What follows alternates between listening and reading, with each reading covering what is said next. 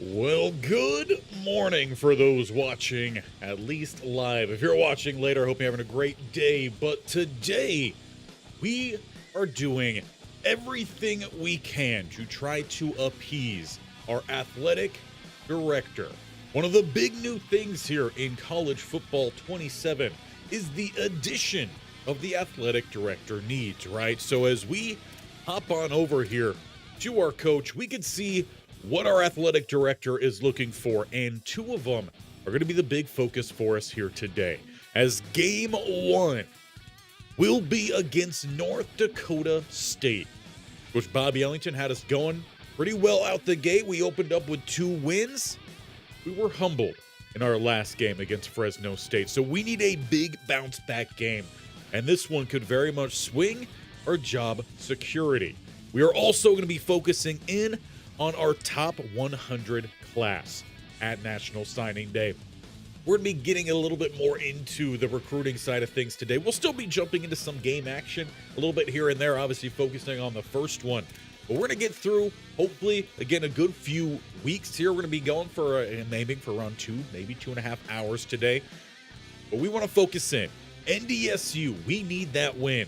And we've got to start really diving into this recruiting because, frankly, out the gate, we are struggling a little bit, as expected, with Sacramento State.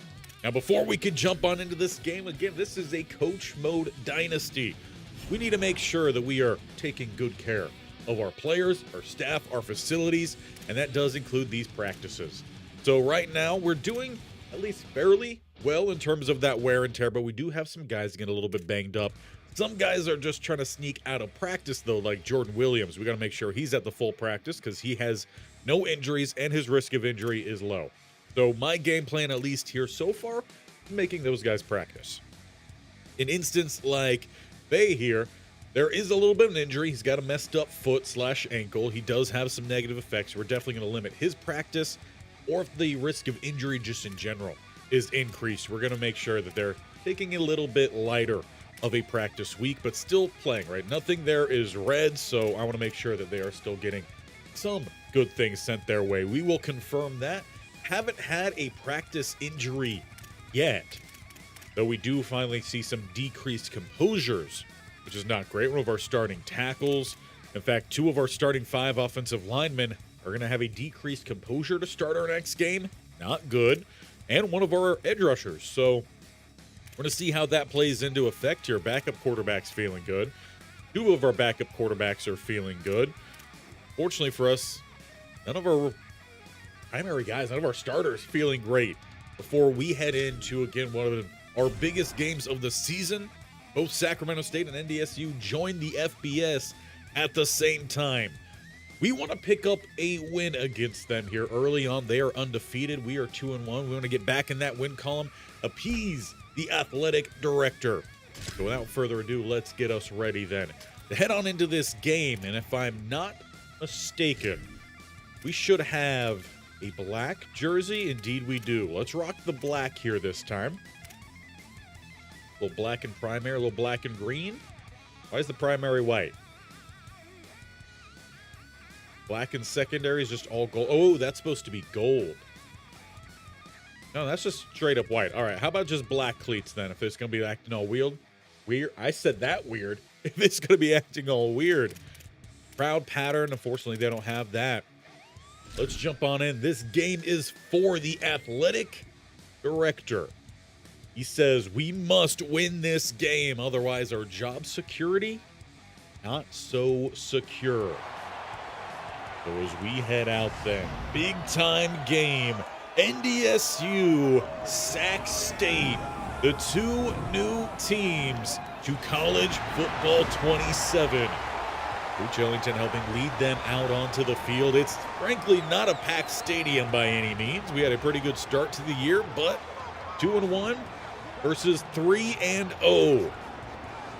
It'll all come down to which offense, I believe, makes the bigger plays. Both rely on a strong run game, but it might be the receiving game that has the biggest sway in this one. Now, of course, this is going to be and will continue to be Coach Mode. So we're not playing the plays, we are watching the plays, calling the plays. And at certain times, we may start to sim through a little bit of these, but as this is such a big game, I'm not sure how much simming through we're going to be doing. DJ Scott is their running back to watch out for. Nearly ran for $150 last week. As the Bisons take the field, I expect we're going to see a lot of base package looks for us in this one. That's for both offense and defense. Really needing to see this defense make some big plays, rather a letdown. And that's almost a pick six play one. That's how we want to get started. But they were a big letdown against the Bulldogs last week. That was a 34-14 loss to Fresno State. Draw down the middle here. It's going to pick up a good gain, setting up a 3rd and short. Wouldn't mind going with a big personnel here, at least big across the line. Stacking the look here. We're going to jump up top. It's going to be 2 receivers up top, 1 down at the bottom. A little roll-up pass up top, and that's going to be a sack fumble. Ball still on the turf and recovered by the Bisons. Xavier Williams getting back there, the speed rusher. That's a great start here for our defense. 4th and 19. NDSU punts this one away. A good spiral on that punt. High arc. And a great job in coverage for NDSU. Well, as mentioned, both these teams have really good running backs, but I think in this matchup specifically, we're going to need our receivers to step up. We need that base. We are switching, or have switched, Sac State under Coach Bobby Ellington to be a little bit more of a pro style. We need to establish the run game, but at the same time, got to get everyone else involved. With a handoff down the middle, that'll be a short gain, about 2 yards there for us. Obviously, if you've been watching here, if this is your first time, welcome in. The previous 3 games, we've seen a rotation of 3 different backs, really, for us. Primarily 2, but we have seen a little bit of that 3rd guy crop in from here and there. Big slant, wide open, some speed to carry us by the 50. Carson Conklin finding his man over the middle. He's had a little bit of an up and down start to the year, but he's primarily a short to medium thrower. We really don't have what we need to get downfield. And the wide receiver screen, while it looked good initially, the blocks did not hold up. E.J. Davis gets the tackle. No gain. 2nd and 10 at the 46. You're going to try to make sure we establish a bit of a run game early on here, but we can't get by the hip of the DT. Jamar Curtis, prior to that run, has been averaging close to 8.5 yards a carry, but loses 2. It is 3rd and 12. They bring the blitz, passes out, and incomplete. Tight coverage. Both teams punting to start the day. Good defense from both sides as well. Our punt, not as good as theirs. We'll go for a touchback. As mentioned, we're going to probably go through a majority of this game today. Again, it is a really big one early on in the year. When we signed our contract to come here, he told us, got to beat NDSU. As they go to Scott here, he's going to pick up a decent gain. 2 carries, 14 yards. They don't have a great receiving core. Quarterback pretty similar to ours, both a little bit more of that pocket passer type. The handoff here, it's up top, 1st down, spinning with the Bisons. E.J. Scott, 5 yards on the play to the 32. Again, with how equally balanced these teams are, really a lack of crowd effect in this game. I expect this one will be a close one. Go to a big boy set here. Of course, Coach Bobby Ellington, a former legend of the channel of the Kent State series, one of our nose tackles. Big plays for him down the middle. I'm sure he would love to see some big plays from his big boys up front. Going airborne, Scott, 1st down. Paid for every yardage after that 1st down marker. I imagine both teams also going to be a little bit more slow and steady. Those 3 to 4 yard hits. Good open field tackle. Those leave it just as the 3. Both teams very much going after the running backs early on. The receivers have had some play here and there, but nothing crazy. Quarterback looking to step up. Linebackers backpedaling and give up the first down. I don't like seeing that. I would like a little bit more aggressiveness here from us up front. Dial up a blitz here and jump down to the sideline view as they're right in front of our coach. NDSU motions over their tight end. And they will hand it off. Scott stonewalled at the line of scrimmage. That's what we need to see. A little bit more aggressiveness up front. Ultimately, we want this defense to be a bit more of a zone blitz-oriented defense, but we just don't necessarily have that skill set right now. A little jet sweep denied again at the line. Now a chance to get off the field. And we could very much use with getting off the field here. NDSU plus side at the 42. It's a weak eye. They go quick receiver screen and two. Big tacklers up top, but an injury for us down the middle. That's one of our starting defensive tackles. Headed to the sideline. Good news, the rest of the defense joins them. We force another punt. Both offenses seeing a little bit of some success, but the defense bows up. That spinning punt will head well out of bounds. We'll take the touchback.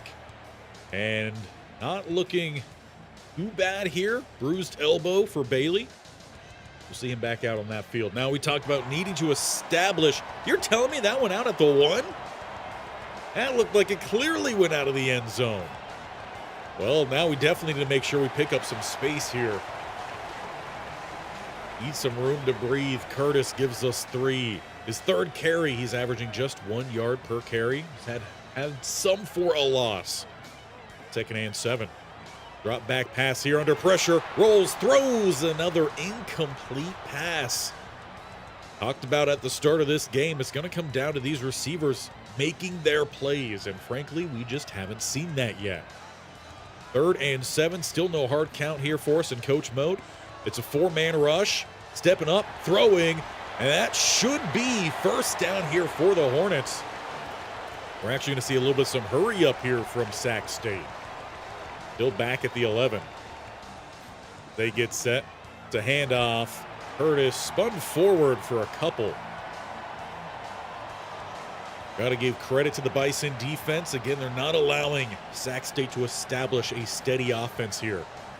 As they bring an extra man, picked up by the running back. Open downfield, incomplete. Once again, we're putting ourselves in a good spot. We're getting some decent passes here from our quarterback in Conklin. We're just not holding on to these. Slant caught. Close to, once again, getting that first down here. Time running out in the quarter. They're going to hustle back to the line here, see if they can snap it. Indeed, they do. 1 second on the clock. Curtis this time with some space. He picks up a good gash of 8. That'll close out the first quarter here in a 0-0 ball game. Yeah, we said this one would come down to the offenses, defenses shutting things out in the first. As we will look to the second quarter here, hoping to get this offense established. We'll start with a 2nd and 2 at the 30. Punch down to the bottom. And it's going to be a counter up top. That's got a lot of room for Curtis to the 40. Would have liked to see him put on a move there. Now, we haven't seen much rotation at that running back spot.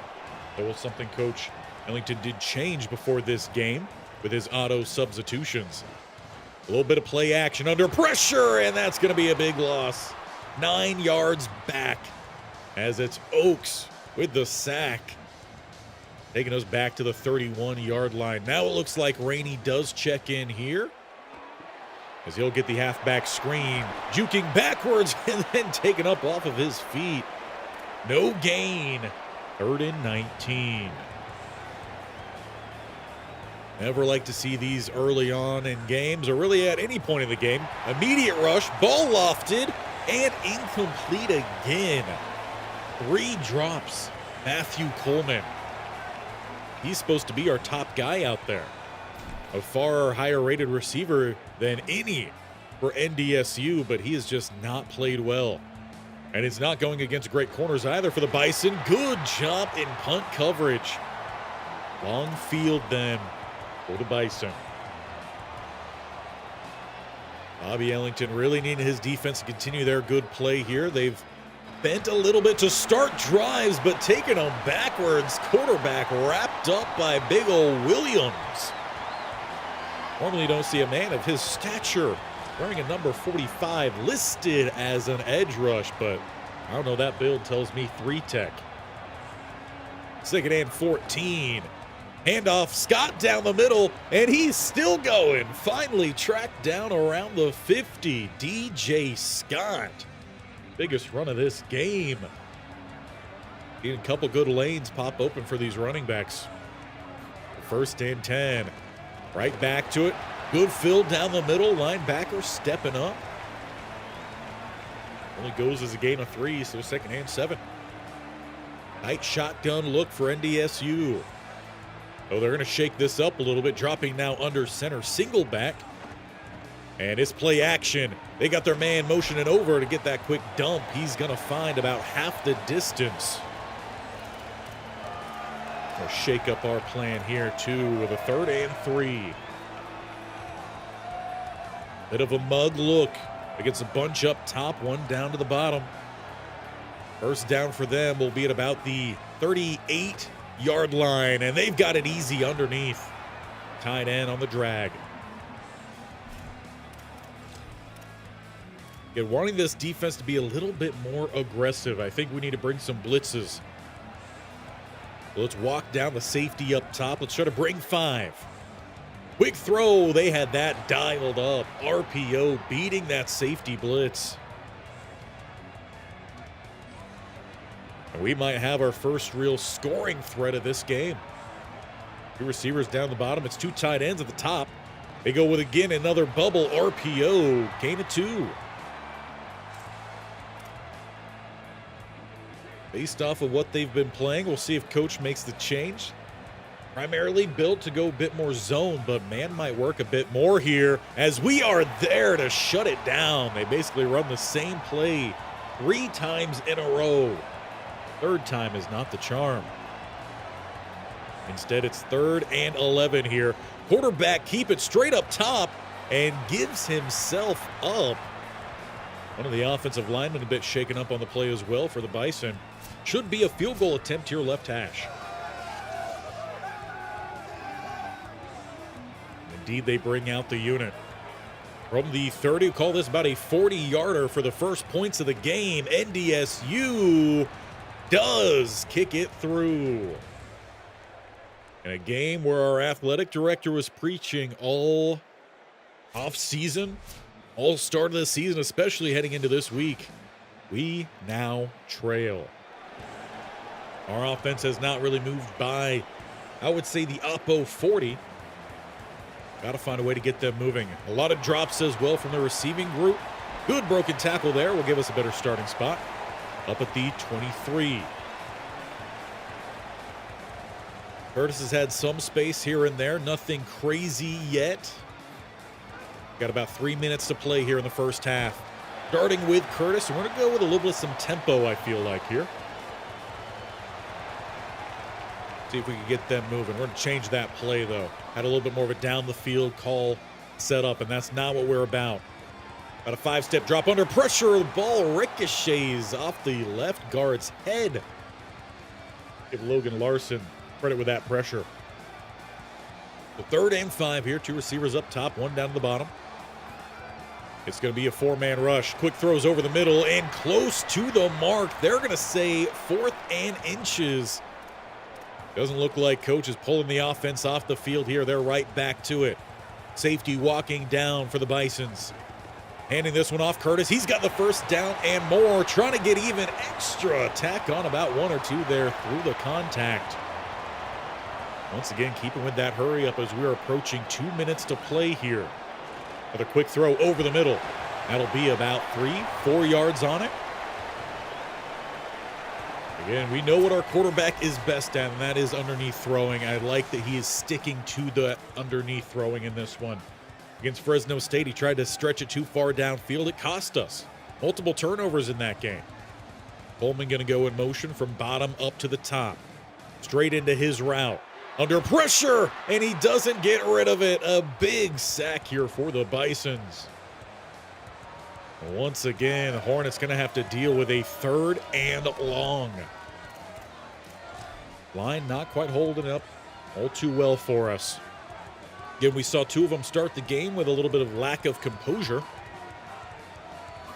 3rd and 3, 4-man rush. Pass downfield is going to be picked off. Safety for the Bison, rolls over. Pass is overthrown.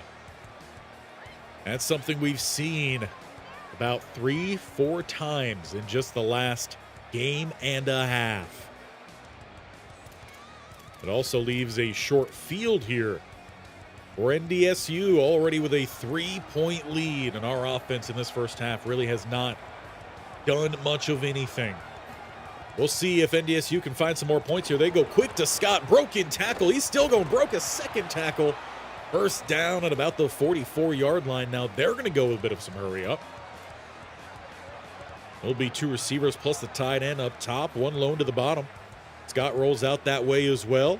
Rolling the quarterback, throws, checking down to Scott, avoids the sack, picks up 6. That's been how their offense has found their way down the field in this one, just avoiding those negative plays, something Sac State has not. Hayes stepping up, gets hit from behind, but again, he delivers a clean pass, first down. Check down, saving the Bisons. They're now at about the 31-yard line, closing in on their previous field goal mark. Another roll. Lofted throw is wide open downfield. Touchdown, NDSU. Coming off the pick. And it was just easy rolling, consistently finding open targets. That's now a 2-score lead. Bryce Kessel, the tight end, absolutely left on an island. And a floater from the QB.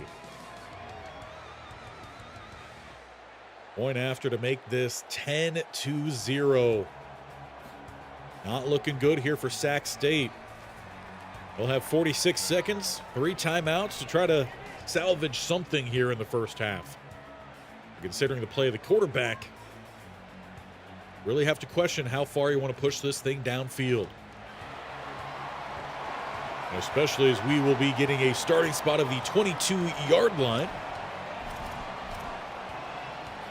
Start with a heavy set here, maybe try to get them to bite down, imagining we're just taking this to half. Done better on some crossing routes. Big shift here as all the tight ends end up moving. 2 up top. Kuntz drops to the fullback spot. It's play action. Quick throw is to Kuntz, and that one's going to be incomplete. A whole lot of action there for no real gain. In fact, you just lose about 4 seconds on the play. A little bit more play action. Quick check down to Curtis. Not going to be much. A timeout comes in from NDSU.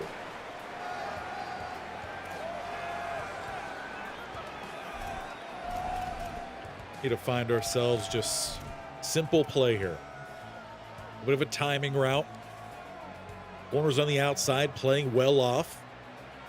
We just need that first down. Flipping the hips, rolling. Conklin throws out late. It's caught, first down, Sac State over the middle. They'll hurry back up to the line here. They've got 25 seconds and counting as they get reset. 4-man rush, quick throw is up top. And that'll be the first timeout taken here, 19 seconds.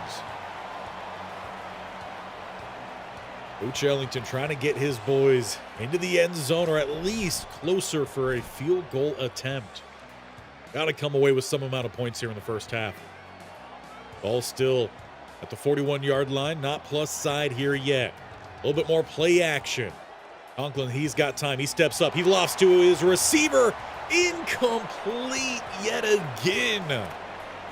Time and time again, Sac State has put themselves into a great opportunity. They're just not taking advantage of these. Here's a play call change from the sideline here. It's 3rd and 2. Handoff. That'll be a first down. Quick timeout called. They'll have 1 more remaining. 9 seconds on the board. Ultimately, this game is going to come down to these receivers making their plays. That's just something they have not managed today. We're looking at about 4 to 5 drop passes here in the first half. Heavy set, but a drop back pass. And throwing over the middle. This time it's going to be caught.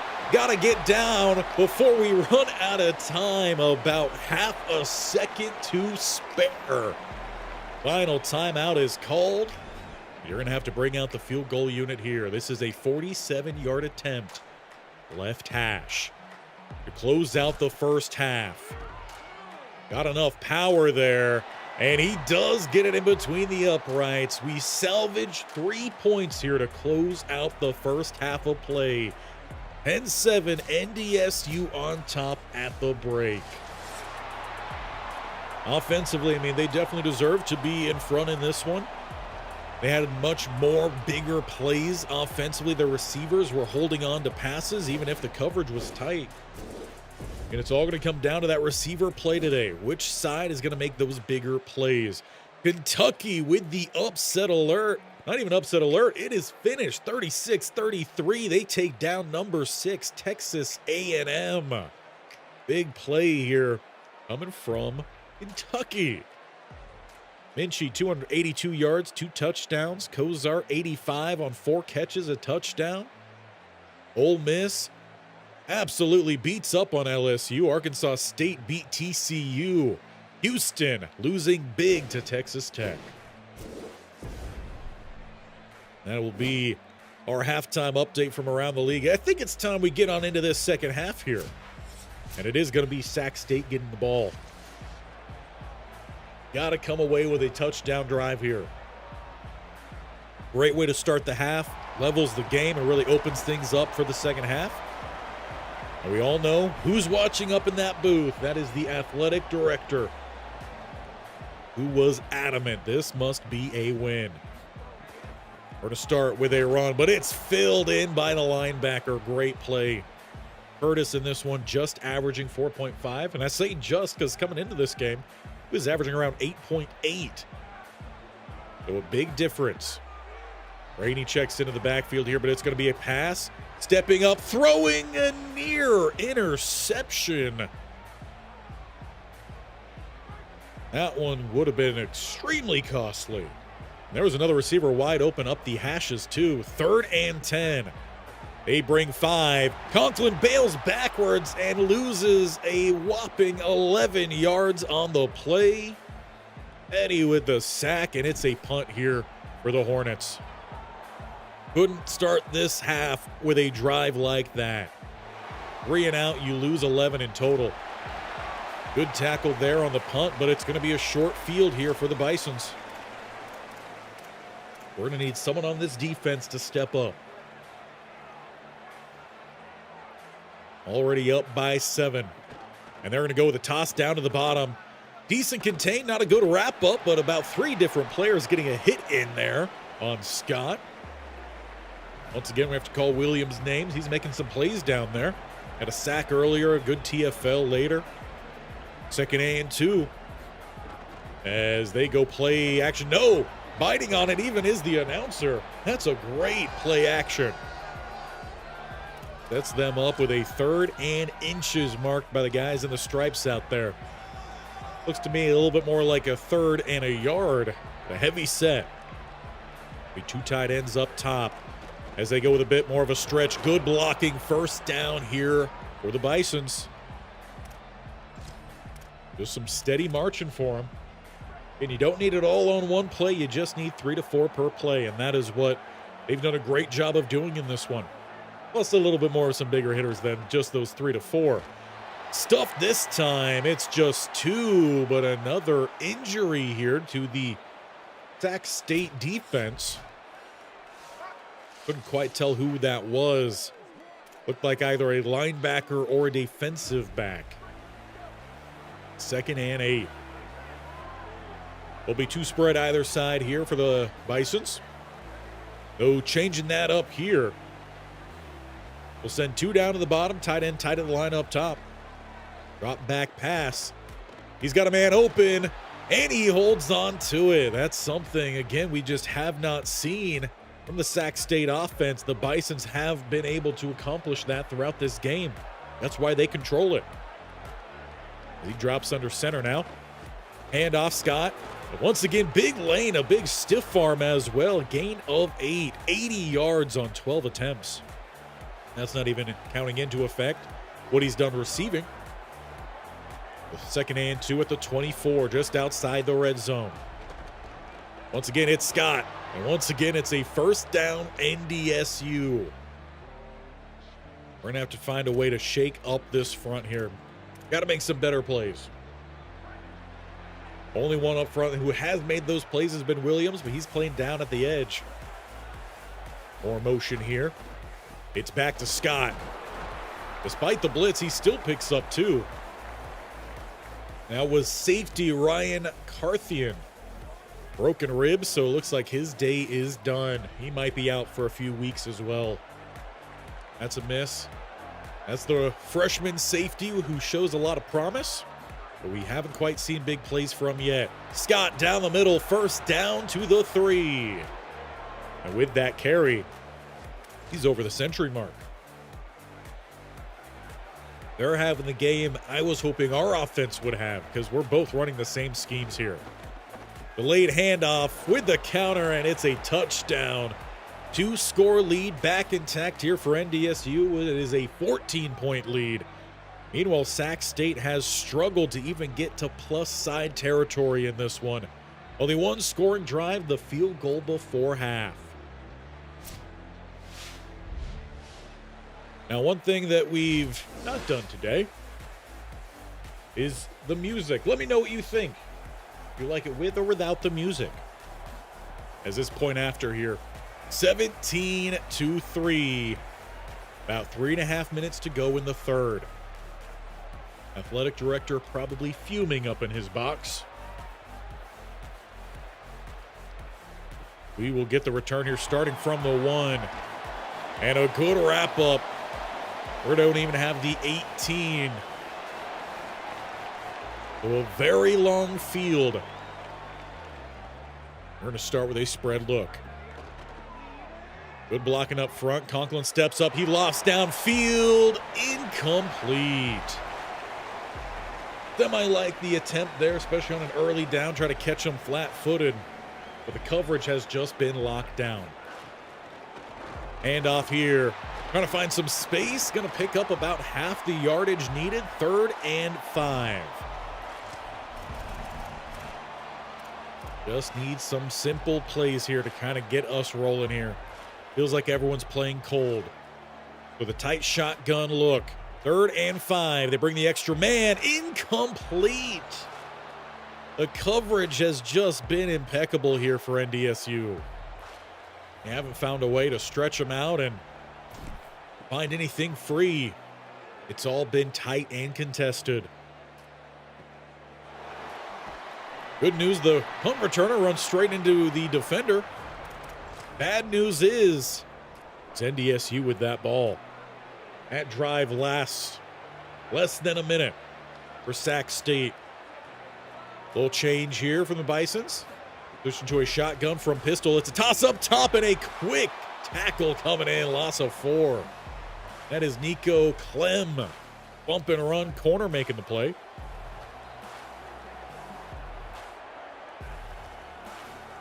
Second and 14 to go right back to him. Once again, good flow. Clem, I believe, back again. And another injury to the secondary here for Sac State. Not what you're wanting to see on a 3rd and long where you expect they're going to look to pass that ball. They'll come out with 2 spread up top. 1 plus the tight end to the bottom from a pistol set. And then shaking out of that to a shotgun look. Will be a pass. Stepping up, though. Quarterback gives himself up. He maybe gained about a yard or so. Mulligan, the man injured there for Sac State on the previous play. Seems to be all right at the sideline. Does have his helmet with him. We may see him re-enter the game. But right now, all the focus is on the offense. A little over a quarter to play, and there was a lot of room up top if the Hornets were able to get up there. It's going to come down. Again, as we said at the start of this game, the receivers have got to step up for the Hornets. Otherwise, we may see some changes happening sooner rather than later. Quick throw is going to be caught over the middle. Big tackle. And it's definitely going to be hurry up this drive. Back to it here with a 2nd and 6.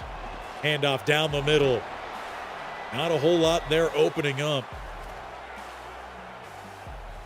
Offense shakes up their look a little bit here. Sends a tight end and the slot receiver down to the bottom. It's a 4-4 stack here looking from the defense. Play call change coming in from the sideline, it looks like. As they'll look to go to the air here. Throws down to the bottom. Tight, contested, caught this time. But it's short of the first down, and one of the linemen down on the field with a 4th and inches awaiting.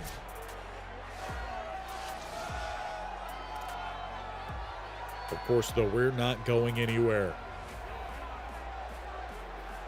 One thing I would love to see is our blocking matchups here. Looks a little bit better up top. Going with a stretch that way, but NDSU with multiple players in the backfield. It's a turnover on downs. To the better side of the line as well. NDSU has just come to play in this one. I'm sure their AD having the same expectations as ours. Both these teams arriving to the FBS in the same offseason. And whoever wins this game, you feel like is going to make a better name for themselves earlier on. It is a shotgun look here. Quarterback keeper as he looks to bail outside. Good wrap up by 12. That is Nichols. 3rd and 11. Defense at least doing better these last couple drives. Got to get off the field here, though. We'll see if NDSU snaps that ball, and they do not. We head to the 4th quarter in a 2-score ball game, and Sac State has not even sniffed the end zone yet.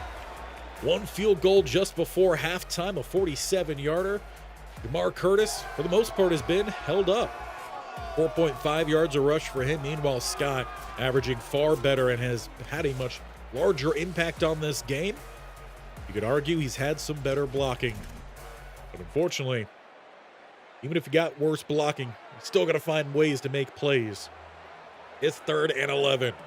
The kick off the 4th. 2 down to the bottom, 1 up top for the Bisons. They're going to send that man in motion towards the top and then right back down to the bottom. Good way of disguising what defense we were in, but it's a big play from the end man.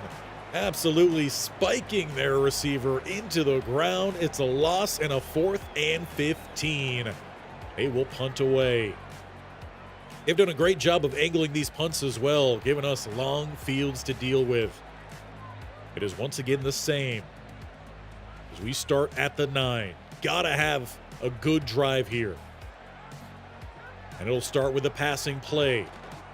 Stepping up into the rush is Conklin. What is this man doing out there? He's had space to step up, but he's just not stepping up into the right spots. Throwing a few risky passes. Also, he's put the ball in a couple of really good spots, and his receivers just haven't responded. It is once again a 3rd and long here. Coach taking his time, trying to find the right play too. First down mark is about the 18.5-yard line. Quarterback standing in his own end zone here as he gets the ball. Blocking looks good initially. He steps up but can't escape. It's a safety for the Bisons. And they're gonna get the ball back. Special teams playing big for the Bisons in this one as well. I mean, they've beat Sac State in basically all 3 levels of the game in this one. A lot of work needs to be done with this roster. Offense has looked extremely flat, and perhaps that puts into question some starting roles on this team. The handoff, it's not going to get far. About 1.5 if we're being courteous. Scott sitting at 101 here. He reached that mark a few carries ago. He just hasn't been able to really gain much. A little bit of 1 step forward, 1 step back. 2nd and 8 here. Tight end with a little bit of a zig motion back down to the bottom. Throws over the middle, caught. Will be closer to the marker, but still leaving a 3rd and a few. Once again, though, you're the Hornets. You got to get off the field here. Can't give anything up. Trips down to the bottom, 1 up top. Scott standing behind the quarterback. Those shifts to his side as they break it up to a 2-by-2 set. Defense stays in the same. They bring that extra man, and it's going to pay off. Almost caught by the lineman. He's still running and brought down just short of the mark. I thought that was an incomplete pass. I guess they counted it as a fumble. He was able to scoop it up and try to make something happen. Ultimately, it is still a punt here. All the way back to the 5, but returnable this time. To about the 22-yard line. One of our best starting field positions of this game. And I've got to wonder. Coach Ellington taking a peek at his backup quarterback. Does Jackson Sharman have what it takes to potentially spark something here for a very quiet offense? Throw power is about the same. The accuracies really don't do much. There's really no mental abilities. I mean, all in all, they're very similar style quarterbacks, but just the accuracy lags behind. Speed is worse. Strength a little bit better. I don't know if this is the right time to make that decision. He does send out the starting quarterback in Conklin. The 1st and 10, they start their drive at the 22. Getting definitely antsy in the pocket. He rockets this one downfield and overthrows everyone out on the field. You just don't know what you're going to get from this quarterback from any which play. Sometimes he's throwing a dime, and other times it's just a really bad play. This time it's the dime, and it's held on to tight end Jordan Williams. His 5th catch, putting him around 60 yards today. And that's one of the biggest plays offensively for Sac State. They hustle back to the line. Good block there from the running back. That one's still live. Dove on, not returned by our lineman. At least we do hold on to the ball, though. 2nd and 19. Inside. 5 minutes, approaching 4.5 here. We need some big plays, some 2-point conversions as well. We've got a screen pass here set up. Curtis taking it to the 48. He's not making great moves out in space. Got to wonder if there is something nagging at him. We've seen him make some moves. We just haven't seen him make them today. Looking at a 3rd and a long 5, more like 5.5 here. Bunch up top. A little bit of some mesh concepts. Has Rainey wide open, but takes way too long to find him. That leaves just a gain of about 2. 4th and 3. If you have any hope in getting back into this game, you got to have this play right here. 1 down to the bottom, 2 up top. Conklin throws, caught, 1st down to about the 35-yard line. Sac State not giving up here yet. They'll get back to the line. Once again, looking to go downfield. They pick up the blitz. Over the middle, caught by Rainey. He's down to about the 20-yard line. Now looking at a $160 for the day for Carson Conklin. No touchdowns, 1 interception. We'd like to see that become 1-1 here. Give us a little bit of an opportunity, a little bit of a chance. Throws up top, back to Rainey. Unable to shake the defender nor get out of bounds. Will just be a gain of 4. We approach 3 minutes to play here in a 19-3 ball game. Need 2 touchdowns, 2 2-point conversions to tie the game, and there's the touchdown. I believe that is Jordan Williams, tight end, with the biggest play here for the Hornets. A great drive orchestrated there by Carson Conklin. Hopefully it's not too late here. He fired that one in. Good job of squeezing the pass as well, but we're not done yet. We're looking at a 19-9 ball game, 3:11 on the clock, and a 2-point try here to make this a 1-score game. They bring the blitz, and it's going to get back there. Free rusher, 6th sack of the game for the Bisons. After such a good drive, Conklin knows he's got to get that ball out. Looked like a lot of stop routes. Had to give someone an opportunity there. Fortunately, he does not. He holds on to it too long. Good return to the 26. We need a quick stop here from the defense. Looking at a 10-point ball game, we still need 2 possessions. With a heavy set, They hand it off up top. Scott, he gets forward, fighting forward, dragging defenders. That's a gain of about 7. No timeout called there, as it will definitely take us inside 2.5. 3 timeouts for both sides. As it's quarterback keeper up top, wrapped up. That's a good play, and a timeout is called there. Coach Ellington trying to utilize that 2-minute stoppage as well. And they know they got to get the play here. It's going to be from a 3-receiver set. Trips down to the bottom, 1 up top. Defense in a little bit of a mug look. Quarterback keep, and he's going to get dropped. There's another timeout coming in. Sac State, they're going to have to get things done here with a 2-minute break. 1 timeout. They need a touchdown, an onside, and a field goal to tie. 2:18 to play, and here's the punt from the Bisons. They've had a terrific job in special teams today. Good cut there with some running room. Up the sideline, another cut, and finally taken out with 2:07 on the clock.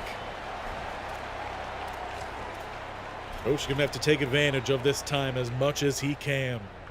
Look for maybe something quick inside that 7 seconds. Starting with a heavy look here, surprisingly. They've got a man open up top. They're going to find him on the drag, turning up by the 40 and scooting inside the 35. Clock will hit the 2-minute breather there. Conklin playing well here late. We got to see him continue that to the end. Ball marked down at the 33. Single high safety. Punch to the bottom. Had Rainey open. Instead, he hits it with a tight end up the sideline. Scooting out. Actually, check that. That's Burrell, not the tight end. One of these slot receivers. A red zone trip here for the Hornets. Looking to make this a game here late. Conklin, 4-man rush. Throws too high. Incomplete. Like to attack the seam a little bit here, a little level switch concept. That single high safety, try to draw him over to the right with Williams, who had that previous touchdown. Maybe look for Coleman. Conklin looks to step up here. He's going to run down to about the 6-yard line. 3rd and 3. We're going to see a hurry up. Everyone gets set up here. Trips down to the bottom, 2 up top. It's an empty set. Conklin, quarterback draw, big hit, 4th and inches. They don't just let him walk it in there. Everyone hustling back to the backfield goes Rainey, trips to the left, 4th and game for sure here. And Rainey dragging defenders, 1st down and goal. Hustling again back here. They know they need as much time as possible. Back to Rainey. It's a touchdown for Sac State. We're not done here in Sacramento. A big late push here. Sincere Rainey with a big 4th down conversion plus the touchdown run to follow. While you could attempt a 2-point try here, ultimately, you know you need to try to at least tie this game, give yourself some extra time. You get the 2-point conversion, get the onside, a field goal could win it in regulation. All in all, we know we need to get that ball back either way. We're going to take the safer route here.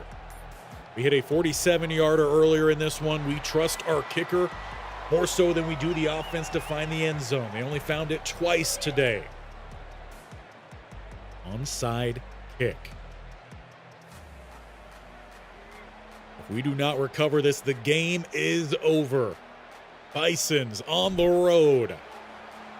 It's a high bounce to the 2nd level. NDSU recovers. And despite the late game push, Sac State's going to come up short in this one, dropping to 500. NDSU looks to stay perfect on the season.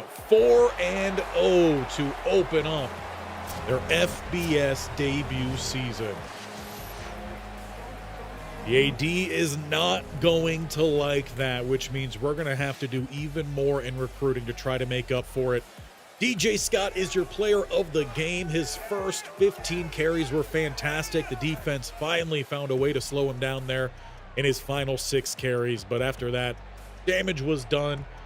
Their receivers made bigger plays in this one. We didn't finally find our receivers and our tight end until the 4th quarter. If we're able to do that throughout the game, catch some of those great passes we had from Conklin, well, then we maybe could have found ourselves with a win here and to satisfy our AD's expectations, but that was just not this game. Also realized I left the music playing that whole time. Maybe that's why we couldn't find points until late. That's my bad. I need to do a better job at remembering to turn that off. Hope you guys enjoy the background music, at least during the games.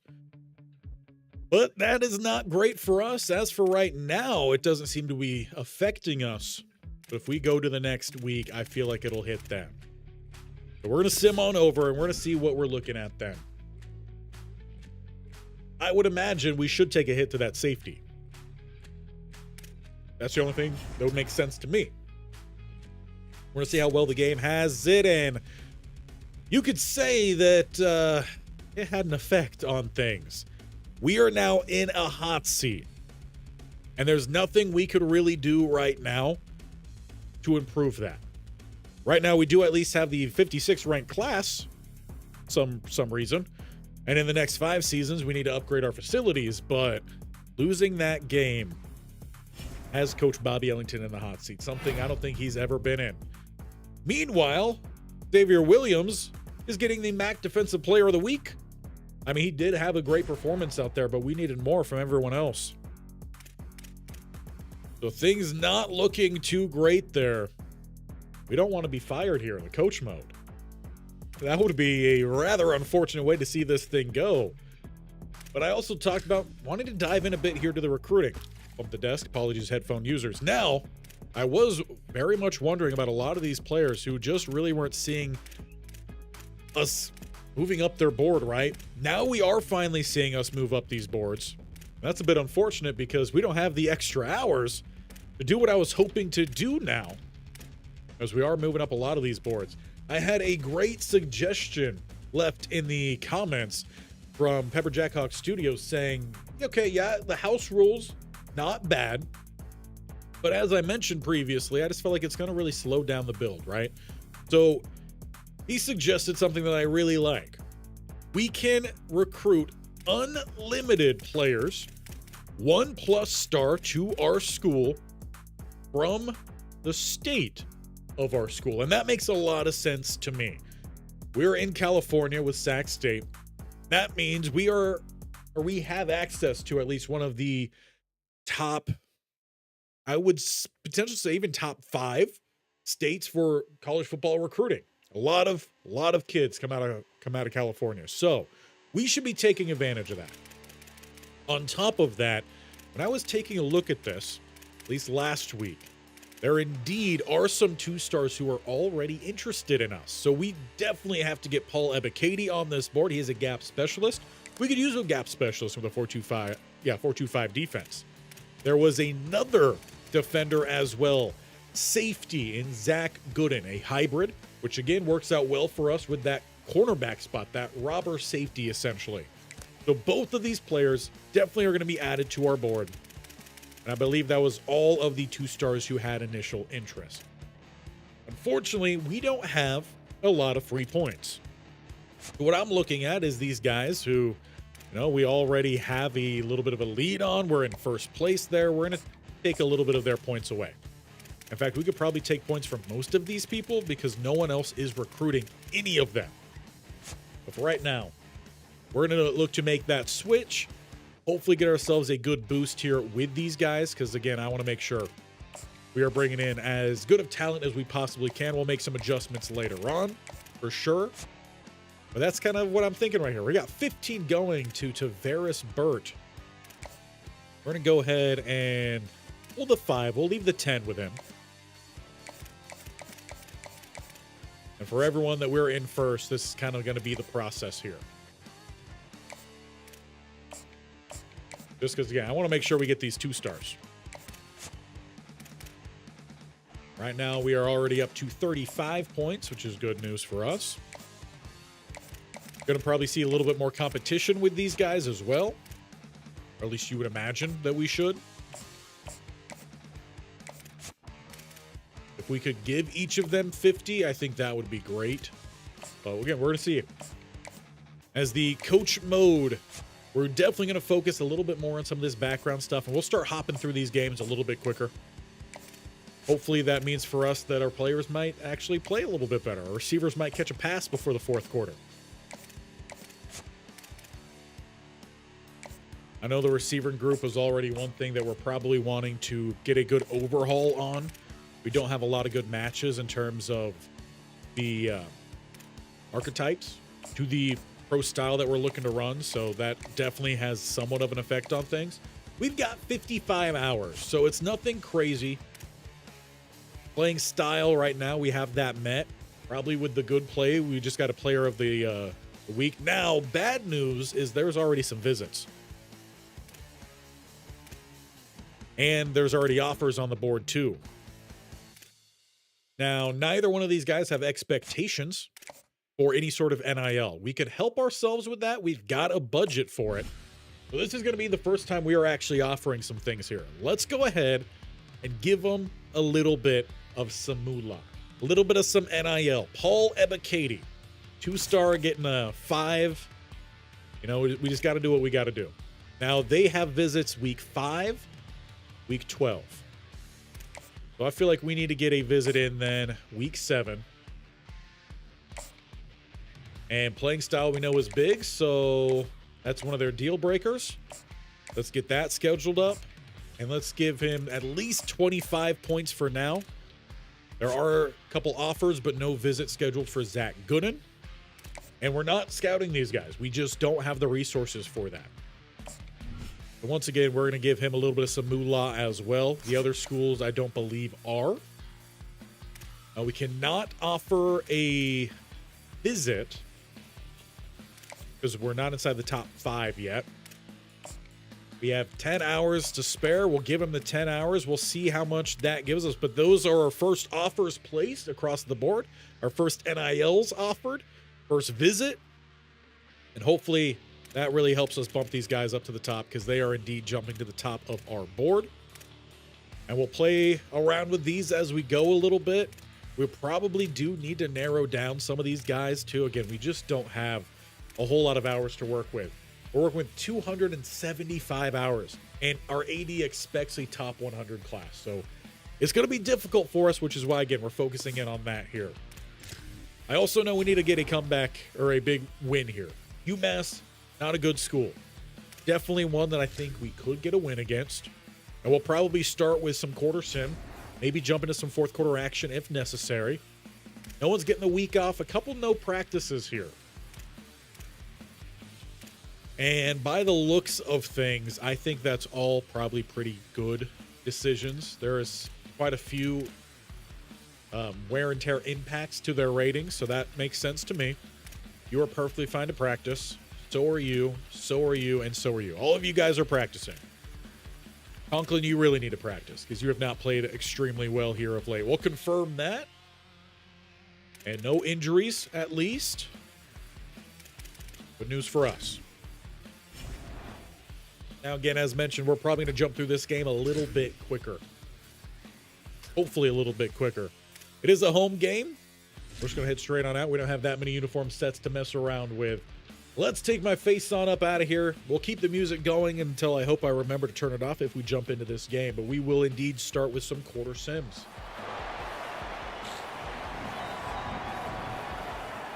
Need to find the win column. 2 straight losses.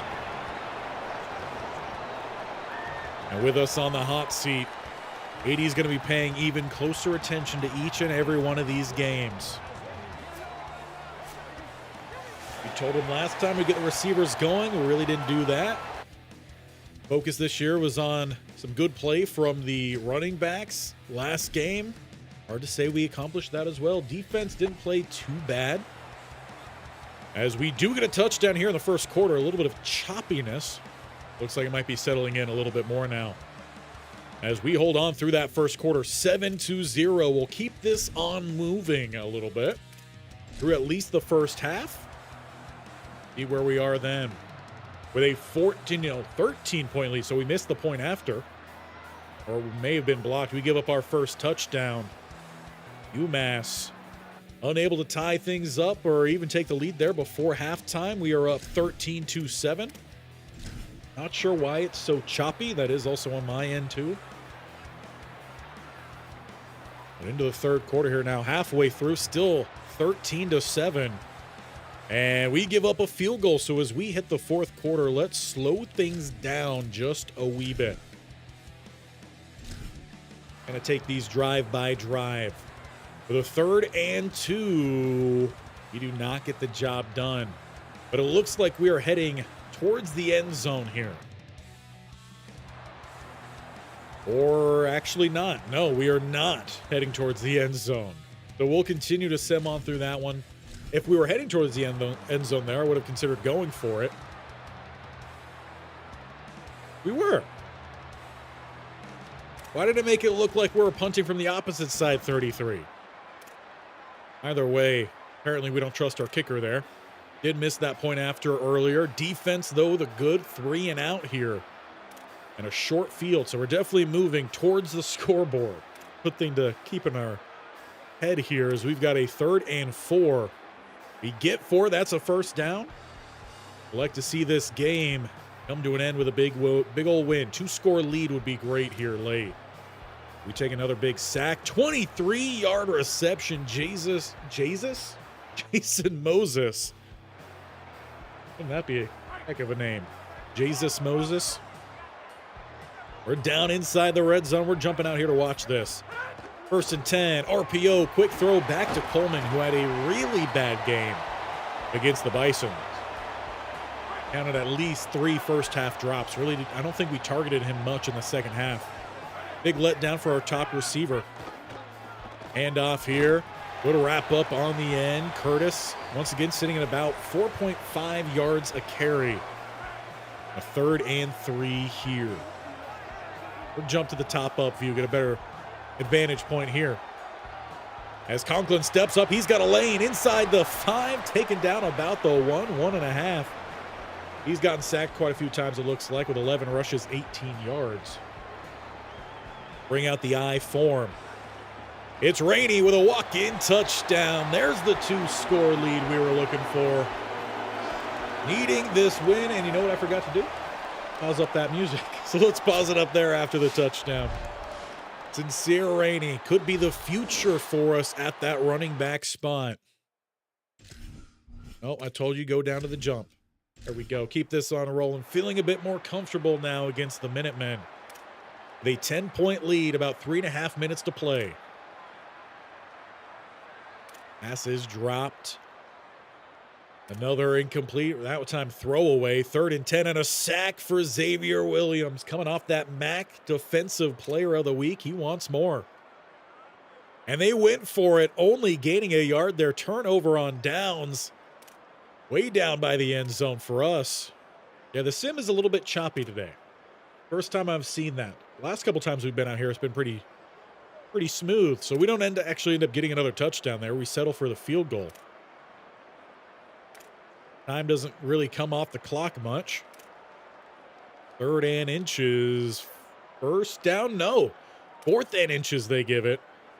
As we go inside the 2-minute mark, and we've got the ball. So it looks like another turnover on downs that they're just not properly showing us. Sincere Rainey with a lot of carries here late. And he's got the touchdown. This game looks to be well in hand. I'm trying to get through a little bit quicker, but the choppiness is not helping out. I know last year in College Football 26 to open up, the sim did have some bugs, so we're going to save after this one for sure. Sack, turnover on downs, and a kneel down for the win. That might just help us get the AD off our back. 31-10. We put up 18 points there. And Conklin was sub 40% on the day. I think we may have ourselves a problem at the quarterback spot.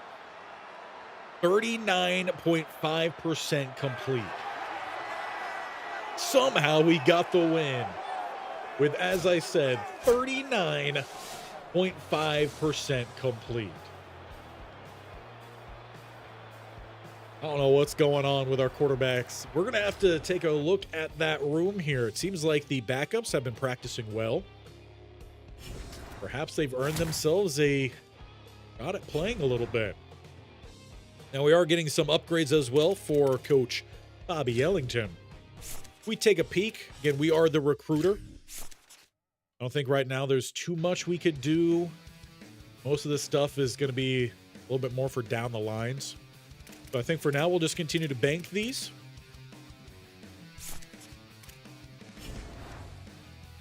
Let's see where we're at. If you guys are enjoying things today, make sure you let YouTube know. Hitting that thumbs up button. I do appreciate it for those that do. That's a good week for us. Of course, we jumped on the board as well for a few 2-stars from our state with previous interest. We're going to jump to the next week and see how much sway that actually had for us. And we really want to focus in on this recruiting today. We'll jump in as we kind of did there. I'm going to probably focus on a lot more of these quarter sims, and that very much helped us kind of get out of the hot seat. That win there was massive for us. We are now no longer in the threat of being fired, but we're also, you know, not feeling all too great either. And it's the bye week, so that's good to help get us healthy as well and potentially have a change at quarterback. Broken ribs.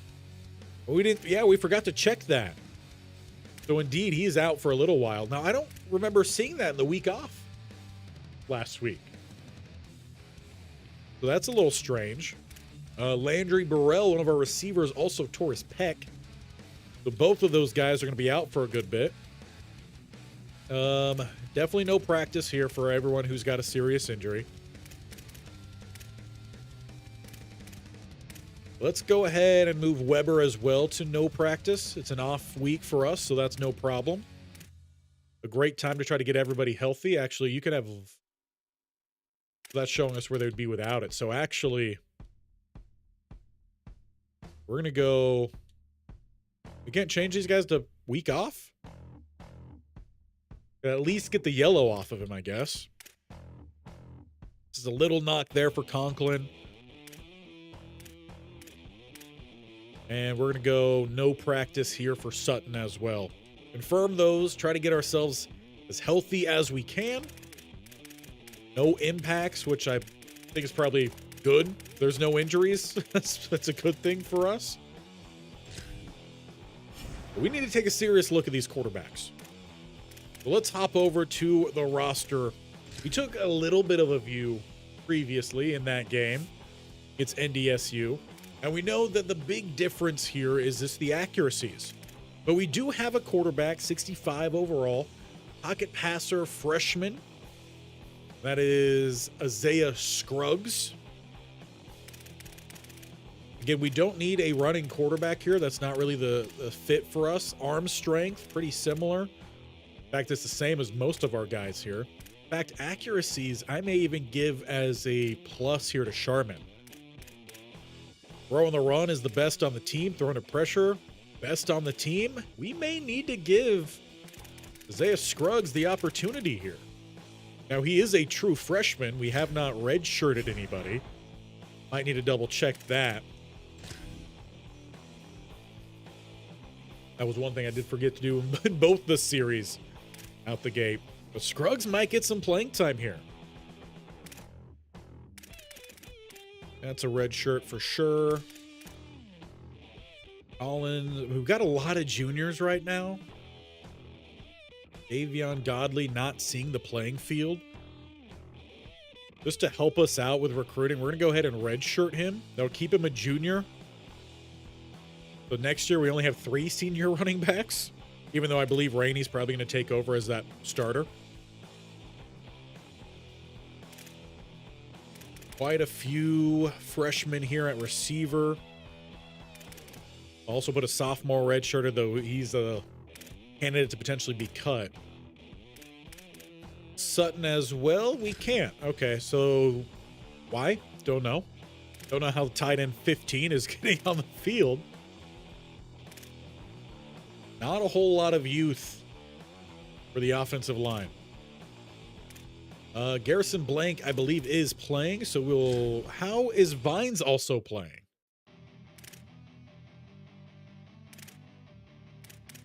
Braver will redshirt him. Not going to redshirt a senior. Will redshirt Blake. Not going to redshirt the junior. Excuse me. I said redshirt. Not going to redshirt a senior. Will redshirt a freshman. And the freshman, not the senior, yet again. No, redshirt, please. Thank you. We'll redshirt the sophomore. Why do we have 3 punters? That seems a little bit of a waste of roster space, but what it is. So I think, yeah, we might give that freshman a starting, at least he'll start the next game, which means we're going to focus a bit more on the offense in that next game. But we got some 2-stars to check in on. We finally offered, put some NIL on the board there. Now we do jump up a good bit. Do we jump up enough here? Another good jump here for Gooden. Again, still not quite into the top 5. I'd like to sprinkle a little bit more points his way. Let's send 10 more points here to Ebikadi.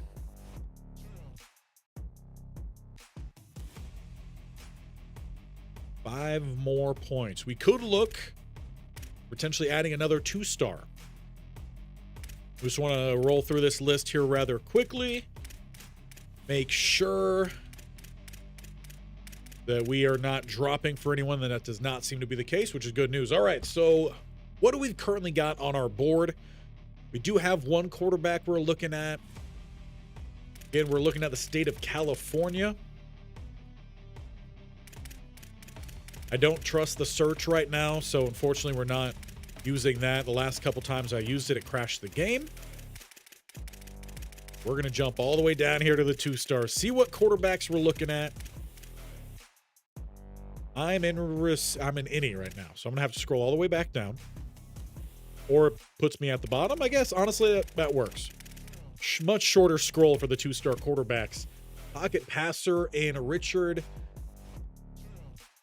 DeCiccio? I know it's an Italian name. DeCiccio? Do I have any Italians here? How do you pronounce that name? We have Vi Mafi, another pocket passer too. Dual threat, not really looking for dual threat. So we have 2 different quarterback options. And they're also vastly different in terms of how much we're paying. Now, for Richard here, championship contender, which means we're very likely to be dropped off of his board for not meeting that deal breaker. So, by Mafi, could very well be a quarterback we're looking at. The other quarterback that we were looking at, not from California, we're looking at Montel Paul. Now, we did get a little bit of some scouting in with him. He doesn't have a strong arm, has some decent medium accuracy. But we definitely want to be a starter out the gate. I feel like we're going to jump into the mix here with Mafi. Then a little 5-pointer his way, at least get on his radar, hopefully.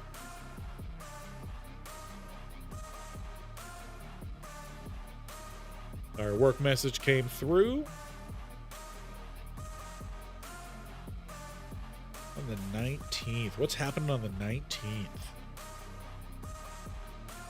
That's one of my days off. No, we got to be here on that day. Unfortunately, no. I'll just respond to this real quick and we'll keep on getting going here.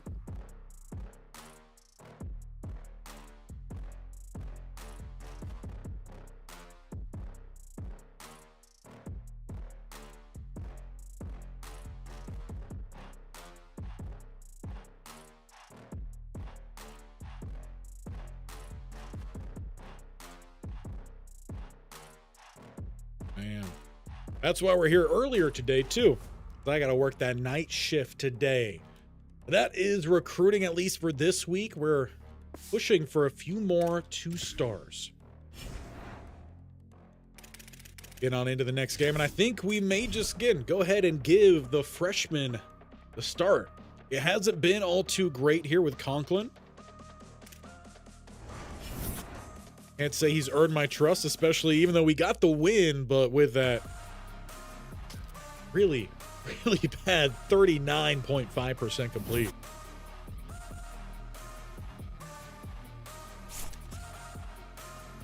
Still sitting fine here with the coach or the AD. We got Bowling Green up next.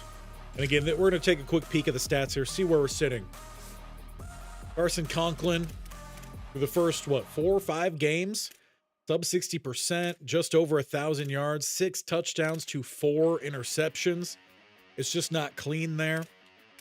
Curtis, his average is still sitting at a decent spot, for sure. 6.7, can't be upset against that. Rainey has played well as those two have subbed around. I think we got the auto subs at a pretty good spot there. And right now, our tight end is leading us in receiving in both receptions, yards, and touchdowns, the Triple Crown. Coleman, a little bit of a letdown. He hasn't been that leader that I was hoping he would be. Was that 77 overall with this team? Obviously, Landry Burrell now injured. We're relying on some other guys, and obviously we already know these receivers just don't quite match what we're looking for right now. We're going to make that change, at least for this next game. We're going to give them the not view roster. I told you to go up. That's still one thing that is a little bit of a problem in 27. The buttons are very sluggish, and sometimes it doesn't read that you actually hit the button. Went too far there. Switching up the quarterbacks. Give me Scruggs in here. The true freshman is going to get the start from Elk Grove, California. We're going to see how well he does. So again, we're going to focus on the offense here in the Bowling Green matchup. That our weekly practice plan. Again, we'll check in on the recruiting as well before we get into that game. Still missing a couple players. Hoping these guys wouldn't be on this list at this point, but we'll let them continue a little bit of a lighter work. Hopefully keep them healthy. No injuries show up. Check in here on our recruits real quick. Hopefully we saw ourselves jump up with that quarterback, and, well, not too much. We might need to bring some more points up this way. Once again, we're seeing ourselves move up. It actually looks like Air Force pulled their visit and dropped their offer. So the door is definitely open here for us. The Lobos also making a push. They got a visit after us. We're continuing to work up the board here for Gooden. Again, I'm kind of pulling off some of these 1 stars right now. I'm focusing a little bit more on these 2 stars. I still want to make sure we bring in a decent number of these 1 stars because we just don't have great depth on the roster. So as long as we're kind of dragging these guys along, I'm fine if they don't commit until the final week in the off season. That's fine by me. And these guys aren't going to be game changers for us next season. They're just going to be depth options for us.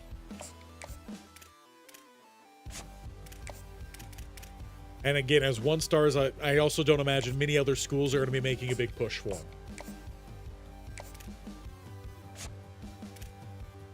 But we are close to a top 5 here for Tavares Burt.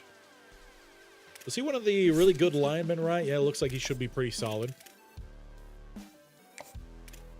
Our game plan with Coach Bobby Ellington anyway is to be a little bit more of a transfer hub.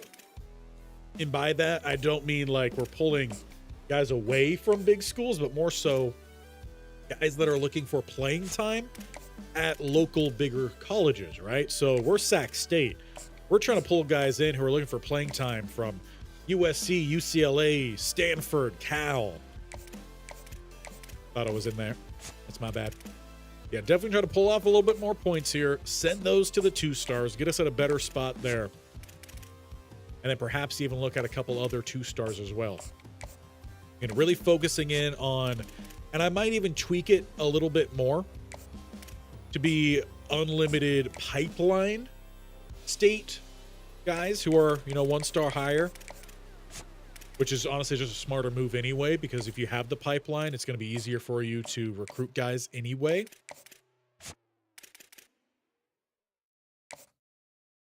Up we go. There we go. Again, always leave, if you guys have ideas for these house rules, if they're working for us, if they're not working for us, please do. Leave it in the chat, whether it's live, whether it's post. I appreciate all of it. Your guys' input does go into how we run things here on the channel. Ray Soto.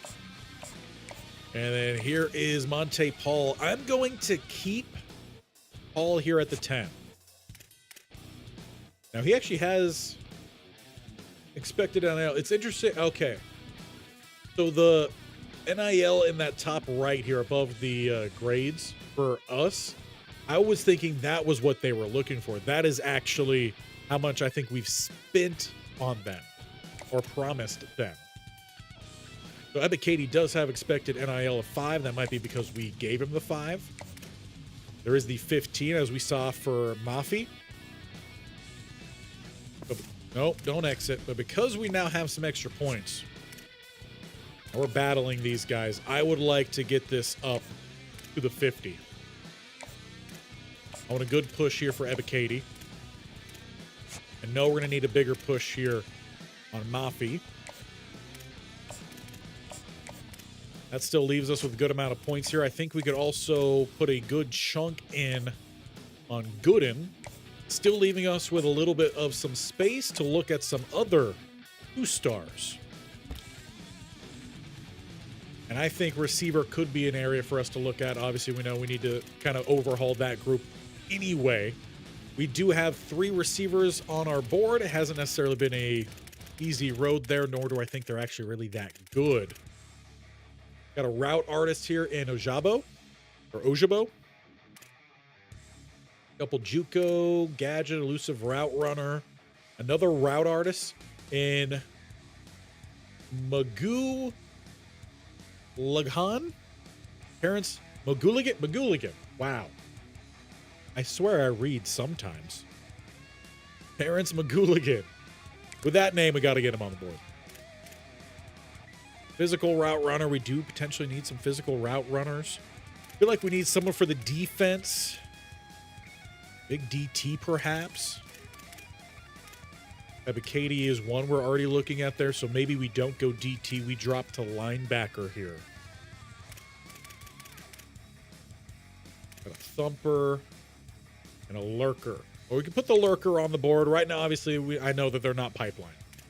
But I think we could spare it. Any 2-star corners? 1. Field. Perfect. We got 35 points to give these guys. We are going to move them up to the top of our board with the rest of the 2-stars. Help us keep our eye on them. I'm going to put the corner first, then Magooligan, and then the linebacker in Kaufman. Now, there already are some offers on the board for these guys, but they're not really running away with it by any means. Each of them can get at least 10 points.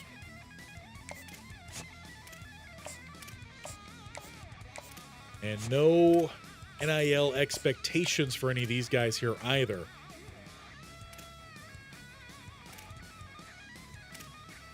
Feel like Magooligan might be the one who gets that extra 5. Let's see what this looks like after this week, and we can come back and make some adjustments. We're just trying to kind of get in the mix with some of these guys. Our options aren't very much. Yes, recruiting is definitely brutal for this team. We don't have basically any hours, but we are stepping into a game on the road, Bowling Green. We are currently 2-0 in conference play. We just got a huge win, a big bounce back, and now we are sticking a true freshman out onto the field. I hope this goes well. They can wear their orange. I don't like brown. We're going to go with... Do we have gold? We don't. All right, well, green pants it is. I feel like Sac State's got to have some other helmets. They're just not in the game yet. Let's take my face on out of here. We don't need to see that anymore. And why not? Let's go ahead and also pause the music so I don't forget. If you guys are enjoying things and want to see more, make sure if you haven't, hit that bell icon down below to get notified when any and everything happen. Because if this quarterback is the real deal, we may have ourselves a true threat as we face Bowling Green, a team that we got to know pretty well last year with Kent State. One of our final games in the regular season, or the final game in the regular season of that series, if I'm not mistaken. We are currently using the pro-style offense playbook, I believe. 4-2-5 zone blitz defense, if I'm not mistaken.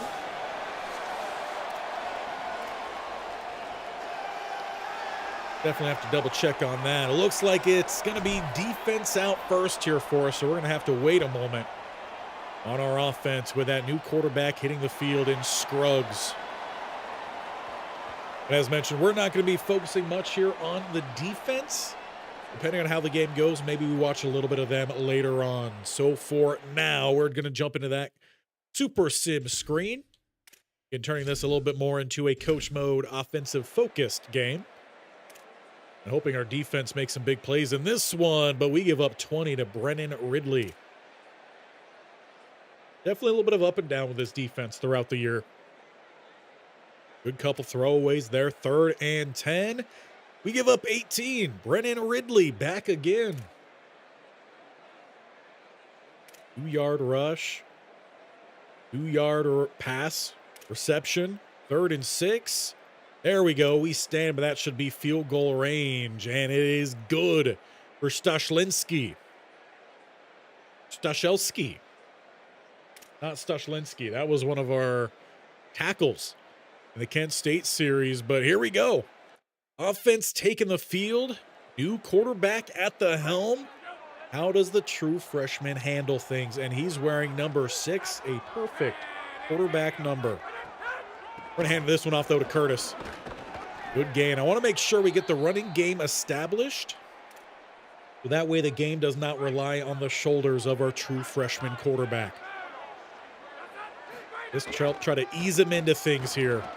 As we're going to pop up, because I could not see where Curtis was running. I don't know if that one was breaking. Still a good run. And I don't like this play call here. We're going to change out of that. At a wide receiver RPO screen up top. I don't trust them to read it properly. If the hat count isn't good. Scruggs' first pass attempt is caught downfield. Close to the first down marker. They don't quite give it to us. 2nd and inches.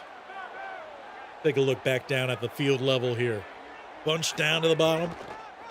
Hand off, good lane down the middle. Curtis rumbling to the 36. Or actually, check that. That was rainy in the game.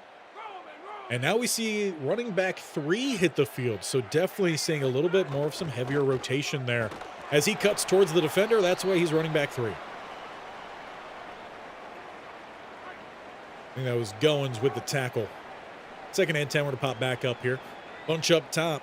Scruggs throws incomplete. Good play there on the DB, crashing on it. Yet again, that's Coleman with a pass going off of his hands. He's got to find a way to come away with those. 3rd and 10.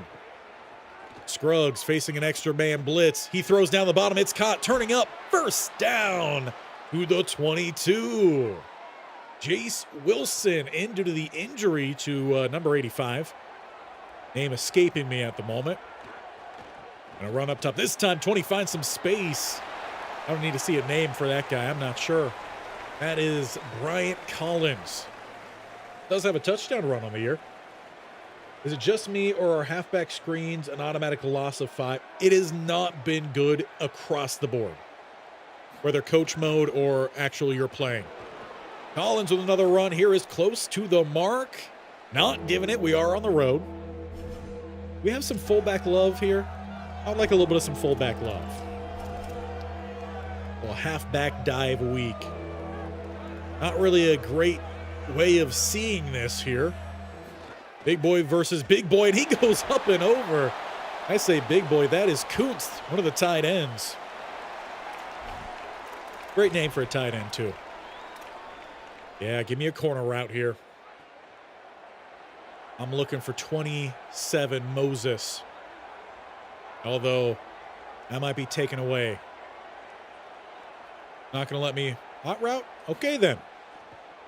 Empty backfield, stepping up and running. Scruggs to the end zone. Red shirt, not even red shirt, true freshman quarterback in his first game starting, first drive, and he scoots in for the end zone. That's what we need to see. We didn't see that much at all from, I already forgot his name, Collins Conklin. I'm already focused in here on Scruggs. Point after attempt, and we've got the lead out in Ohio. Again, let me know what you guys think. Normally we got the music. I'll hit the button and play the music for these. Today we're trying out a little something different. If you like it more, if you like it less, let me know. A good start here to this one. Again, we're focusing in on the offense in this game. Love to see the defense getting a good TFL as well. 3rd and 12. Still a little sluggish here in the sim menu. We're back to possession now. If we start to open up a big lead, we'll start jumping through this game a little bit more chunk by chunk.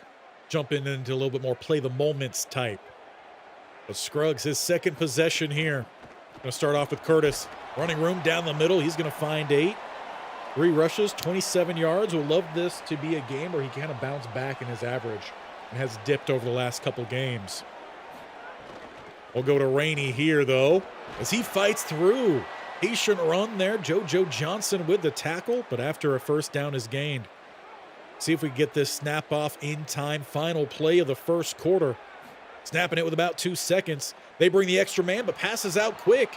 That's Coleman with the spin. Stopped up just short.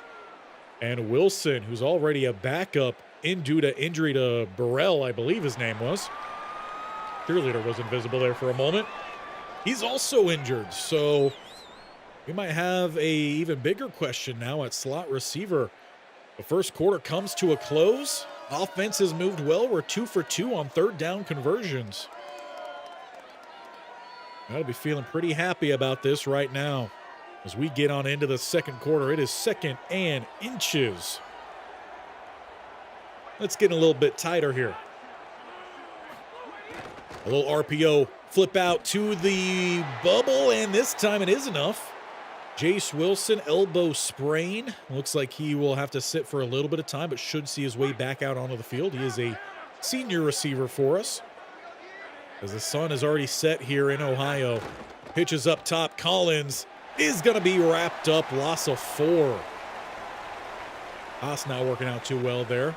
Pringle with the stop. In the Kent State series, they had a quarterback named Pringle who eventually made his way to our roster as a backup quarterback. Jet sweep. It's called jet sweep, not jet dive. Well, promising drive slowing down here. We're back to the 16 with a 3rd and 14. First down is just about the 1-yard line. They bring 5, and it's going to work out. Scruggs, that ball's on the ground and recovered by Bowling Green. This is the problem in 27. I don't know if you guys have noticed it.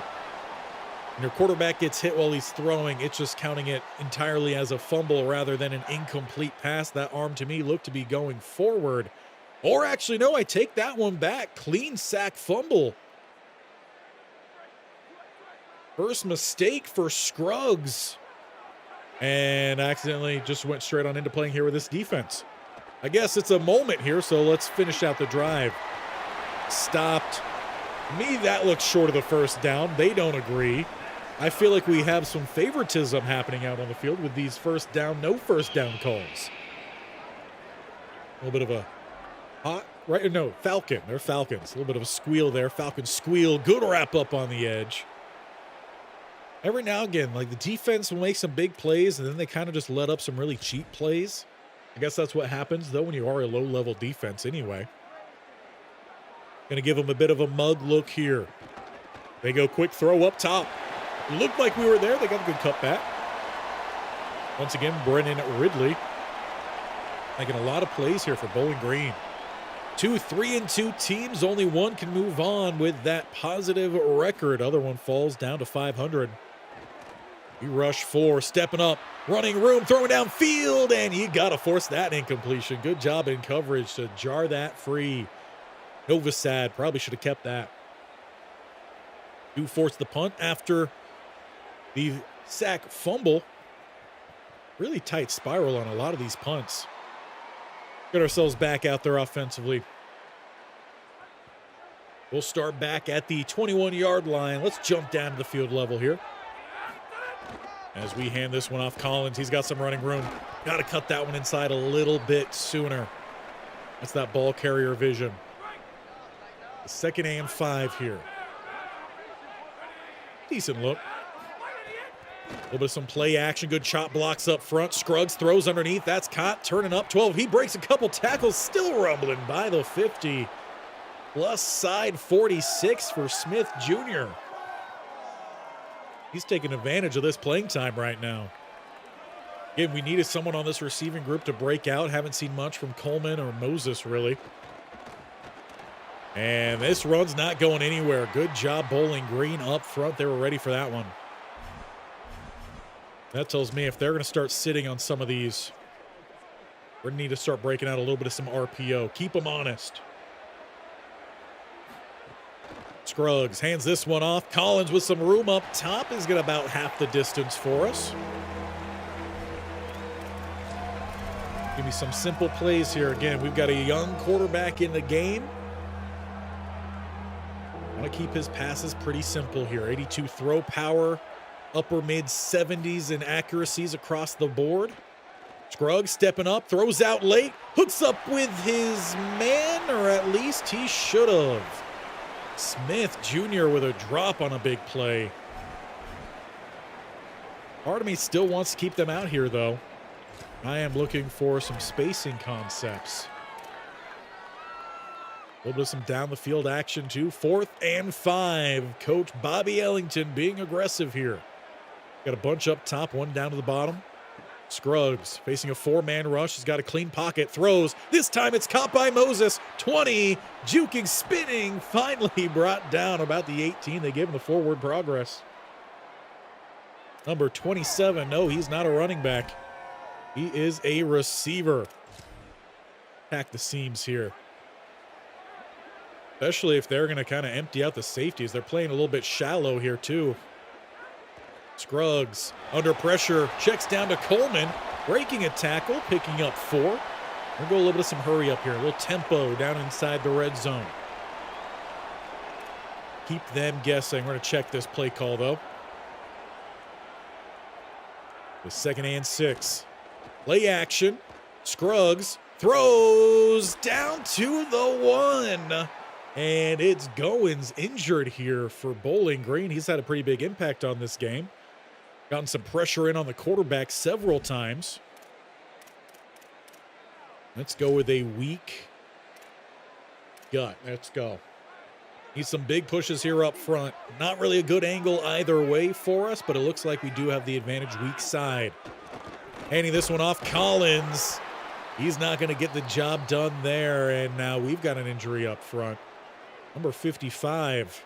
I believe that's one of the freshman guards that we put in, or freshman tackles we put in at guard. So if I'm not mistaken, we are out our left guard on this play.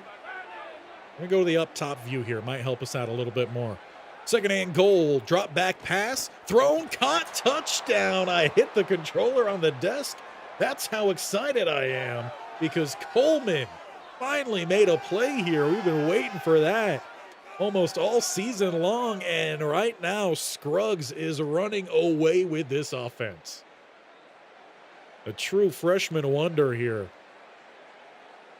Bruised hand, high risk of re-injury. We're going to have to make a change. Gonna have to make a change. One freshman in, another one out. for that 2-score lead, 14-3. I'm liking the play of Scruggs. Collins Conklin might have just lost his starting spot. Now, it could change game from game. Bowling Green doesn't seem to be playing extremely well. They might just be a weaker opponent. Cross our fingers, knock on wood. They don't make me pay for that statement. 3rd and 9, it's another throwaway. We're going to get a 2-minute drive here. Okay, so you don't tell me anything that's happening, and now we're inside the 2 minutes. All right, let's jump in then. You know, we're still within, what, the first week or so of release? I think you found the true QB1. I agree. 2nd and inches. We're going to hand this one off to Curtis. Get the job done here for us. We do lose a lot of time, frankly, with that little hiccup. Got just over a minute to play. First half. 4-man rush. Scruggs steps up. He throws. There's a good snag. Smith Jr. We're seeing a little bit of up and down play from him. He makes a good play. He then drops an easy big play. Just need to find some consistency around here. That pass a little bit behind, and is that one picked off? Yes, it is. Bowling Green takes it away. I need to see a replay on that. I know the pass a little bit behind. Did the Falcons rip that one away from the Hornets? A little bit of flying on flying action out here, and he did straight up rip that one out of his hands. That's not an interception. They're going to count it as an interception for Mike Wright. Let's get a replay of that. That, to me, looks like it should be counted a bit more as a fumble because it's in the hands and then out of the hands. So, no, it will go down then as an interception. Who are we looking at here? Borders. Not a good look here from you, buddy. It's in your hands. You should have this down to about the 10. Instead, it's out of your hands, and now it's headed the other way. But honestly, I still love that play. You didn't really see that in 26 or 25. I feel like in a way we did kind of see that way back in 14. We're going to try to see if we can close this out here strong. Defense need another big response. Open target down to the bottom. They'll be caught for a game 7. Bowling Green does have 3 timeouts to utilize. Less than a minute, though, on the clock. And they go quarterback keep here. A little read option. It's going to pay off big here. Novosad. I don't know if I agree with the spotting on that. Mark him down to the 29. I thought he at least got to the 31. See if we could bring a little extra blitz here. No receiver down to the bottom. Quick throw, though, the other way. Novosad playing pretty smart out there. They're down to one more timeout. 46 seconds. All they've managed so far in this half is a field goal. Quick throw over the middle is going to be incomplete. Austin Clay, the target. I would have been fine if he caught that. Quick tackle, keep that clock rolling. Instead, it's going to be from a spread look here. Under pressure, lofted downfield on the money, but their receiver can't hold on to it this time. How many times has that been the opposite way around? We had a big play, it looked like, and we dropped it. I mean, the whole drive they have here is based off of that. Downfield, incomplete. 4th and 10, they punt. Can Scruggs give us a 30-second offense? Is that asking too much of the freshman? Potentially. Especially with a really good punt here. Though this one will go as a touchback. I'll say we'll take a shot, play one. If it doesn't hit big, we run out the clock. And we got a freshman back here. As he throws underneath, at least compared to the rest of the routes, that'll actually be a first down. It's caught by Borders. I'm going to call a timeout there. Wouldn't mind if we could get close to field goal range. Now they're playing backed up a little bit. Another 4-man rush here. Scruggs downfield and incomplete. Kaya, I think that said. Dakaya Banks. Gonna look for a halfback screen here or just an incomplete pass. Yeah, why not? Going back to what Vernon said earlier, halfback screen's a little bit broke. 3rd and 10. 3-man rush. We should have time here. Scruggs into double coverage. It's incomplete. Should have went with a check down there, Nate. Would have had Curtis with some room to run. They will punt this one away. We'll look to get into the second half then with a 14-3 ball game. Pretty happy about the play we've seen from our freshmen. Let's wrap him up. Thank you. Don't need to scare us like that. But on the road here, freshman making his first start, and honestly, pretty happy. 2 turnovers technically under his name. Although one really shouldn't be. That interception was on Borders. Oklahoma smacks around the Longhorns 51-21. A tier 311, 2 touchdowns. Robinson 64, 2 touchdowns. Arch Manning only 130, 2 touchdowns. Definitely a little bit of a letdown there for the Longhorns. We're going to get, though, into the second half of things. Or once again, we're sticking with the offense here. I want to see what kind of full game we could get out of Scruggs. Rushing touchdown in there, passing touchdown. I don't like the decisions on a lot of these returns. We've started behind the 20 more often than not. We're jumped down to the field level here. Handing this one off, it's Curtis. Good wrap up on the edge. Still get a gain of 2. I'll take that play 1. 3 to 4, you're golden. 2 is okay. Could always be worse. Scruggs, check down, flag down, and it looks like we're losing those 2 yards at the minimum. Looks like it's a penalty called here on the defense. Okay. I don't know if I agree with a roughing the passer call there, but I'm going to take it.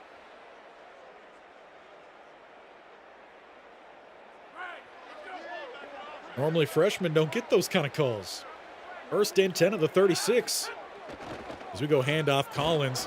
He's got some running room. He's at the 40. Tracked down finally as he passes the 35 oppo side. I knew we had a deep running back group here, and we're seeing it all unfold. Looks like Curtis, Rainey a little bit banged up over their first third or so of the season. Quick pass back to Smith Jr. A lot of targets for him. Those two must have been working together during practice. 2nd and 5, the 2 spread either side. Another quick throw is caught. Gain of 3. Wouldn't mind with a shotgun inside zone look here. We'll go bunch, not bunch, but trips at least up top. Tight end down to the bottom of the line. It's Rainey, and he's got space for the first down. Not a whole lot extra there, but it gets the job done. I'm going to go with a view up top here. We don't see it. I want to say it's either Smith Jr. or Coleman who has a nice release and turn up. It is Smith. It's covered well, but going his way anyway. Tipped out of his hands. I don't know, the old baseball saying, if it hits your glove, you catch it. Football, if it hits you in the mitt anywhere, you got to catch it, right? 2nd and 10, handoff. Running room here, 14 checks into the backfield, so I guess that's actually running back 4 in Borders. All hands on deck, I guess. Really wish we had a hard count here, but we don't. And that's insta-shed. Borders, though, gets the job done. Let's go hurry up off of that. Under center, Scruggs. Play action, rolling down to the bottom. Throws off that back foot. It's caught down at the 1 and taken down at the 1. Not quite in there yet. Scruggs, though, 15 of 22. Far better than that 39.5%. Collins Conklin. As we go a little end around, that's going to be a touchdown for Moses. A little trickery down at the goal line. Make you look here, make you look there, but it's actually going way over here. 21-3, Sac State. Jesus, as I called him earlier. 21-3. That's a much better showing from this offense, and I think we're going to start jumping through this a little bit faster here with that 3-score lead. We'll go into a little bit more of a play the moments type. If we get down inside the red zone, either side, we'll watch what's happening on the field. We'll see how long that takes with how glitchy and stuttery here the sim engine seems to be. But another 3 and out for the defense. They're playing well. Penalty. That's going to move us down to the 24. Well, wasn't long. You know, I would like a little bit of some play action. Worked out pretty well here for us. Let's get a little bit of the pre-snap motion as well. Keep the Falcons on their heels. As it is, play action, roll down to the bottom. Quick throw is underneath. That's going to be to the tight end, Williams. Gain of 9. Go back to some running game here. Yeah, Scruggs is playing well, boys. Scruggs is playing well. And this one off Curtis. Breaks through the tackle. He's down to about the 7-ish yard line. They mark him actually at the 6. I'll take that even better. Now Borders into the game. All hands on deck, that running back spot. He has a lane, and he does have the end zone. Should have stayed up top with that view. That's my bad. We didn't get a great view on it. But we are running away with this one now. 28-3. Hornets taking down the Falcons right now. Bowling Green. Must have forgot this was a game of football. They're just out here bowling. Still with a good chunk of time, about a quarter, not exactly a half, quarter and a third of time to play. Blaine Cleaver, that's a great football name. Finally, some plays happening here for the Falcons. They're going to need a touchdown drive here for sure, facing 3rd and 10. And they only get 9 back to Blaine Cleaver. Imagine they go for it here, 4th and inches, they mark it. No, they punt away. You're down a whole lot of points. That's what you're doing. 15 yards here, Ontario Smith Jr. He's had a really big game in this one. Seems like Borders has kind of taken over the primary running back role in this one as well. Need to check in on the health of our running backs, it seems like. There's Curtis. I have it currently set that they exit the game at 85. Or no, they exit the game at 80. They come back in at 85 for the wear and or the fatigue settings. 13 yards, a 4th and 2. You know it's field goal range here. I'm not going to press our luck. We're going to tack on a 40-yard Stovall field goal. We're sitting at about 12:30 here. We've been going for about 2 hours. I think we'll get into a little bit more recruiting. Make sure I leave myself enough time to eat some lunch and get ready to go to work. I got that until tomorrow shift, which is going to be real fun. Always love those. As it's a turnover on downs. Right now, we are just simply running away with this one. Shabazz, that's another great name. Curtis checking in, only a 1-yard rush for him. I think maybe in the latter part of the season or a postseason, we once again lowered that threshold to keep our starters in a little bit. But if we could keep them healthier throughout the course of the year, still getting this kind of performance, I really like where we're at. And in Scruggs' first game, we are up 34-3. Novosad breaks off a big run. He doesn't like being shown up by a true freshman on the other side of the field at his stadium as well. 4th and 3. Do they go for it? They do. Let's jump in. Let's watch a little bit of this defense backed up. There we go. That was a little glitch to fit originally. And 2-minute breather. That's fine by me. We'll change up our look. Go a little bit of some mud. Keep Novosad guessing. It's going to be empty set. Trips to the bottom. 2 up top. Defense brings an extra guy. Picked up well. Thrown downfield. Incomplete. Good coverage in the man-on-man. And leaves 2nd and 10 then at the 19. This time with a tighter look. Let's go down to the playing level. Novosad. He just got popped in the mouth by Nico Clem. Cornerback blitz. We're having fun out here today, boys. We're having fun.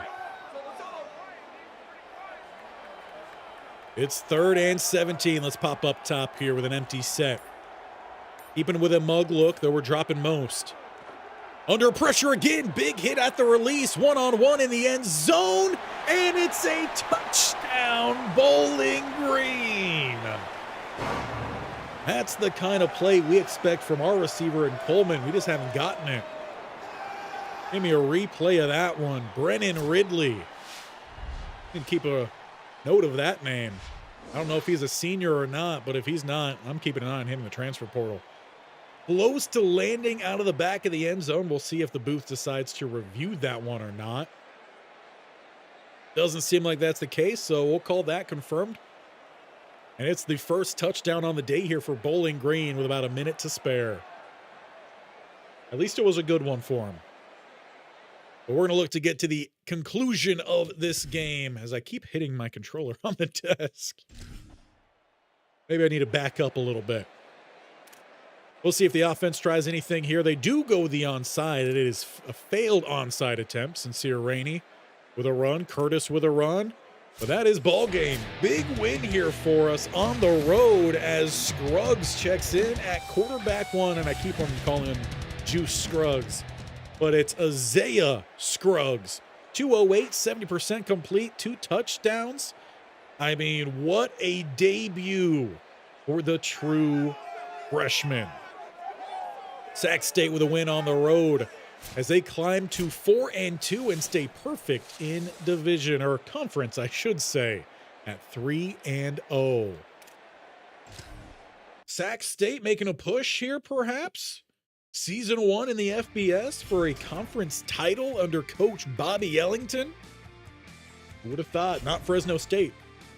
Not Fresno State. Let's jump on over the next week. Again, we're going to start looking to cool this thing down, and next time we're really going to be jumping into a good follow along for Isaiah Scruggs. Almost forgot his first name there. Speaking of next time, as we are out here on McGonigal or whatever his name was, McGooligan, something like that, and we're back up to 100% safe. AD no longer hates us. We were only on the hot seat there for 1 week. But like I said, we're going to jump on in here to recruiting a little bit. We're going to start slowing things down. And speaking of next time, unfortunately, I was talking about that work schedule, right?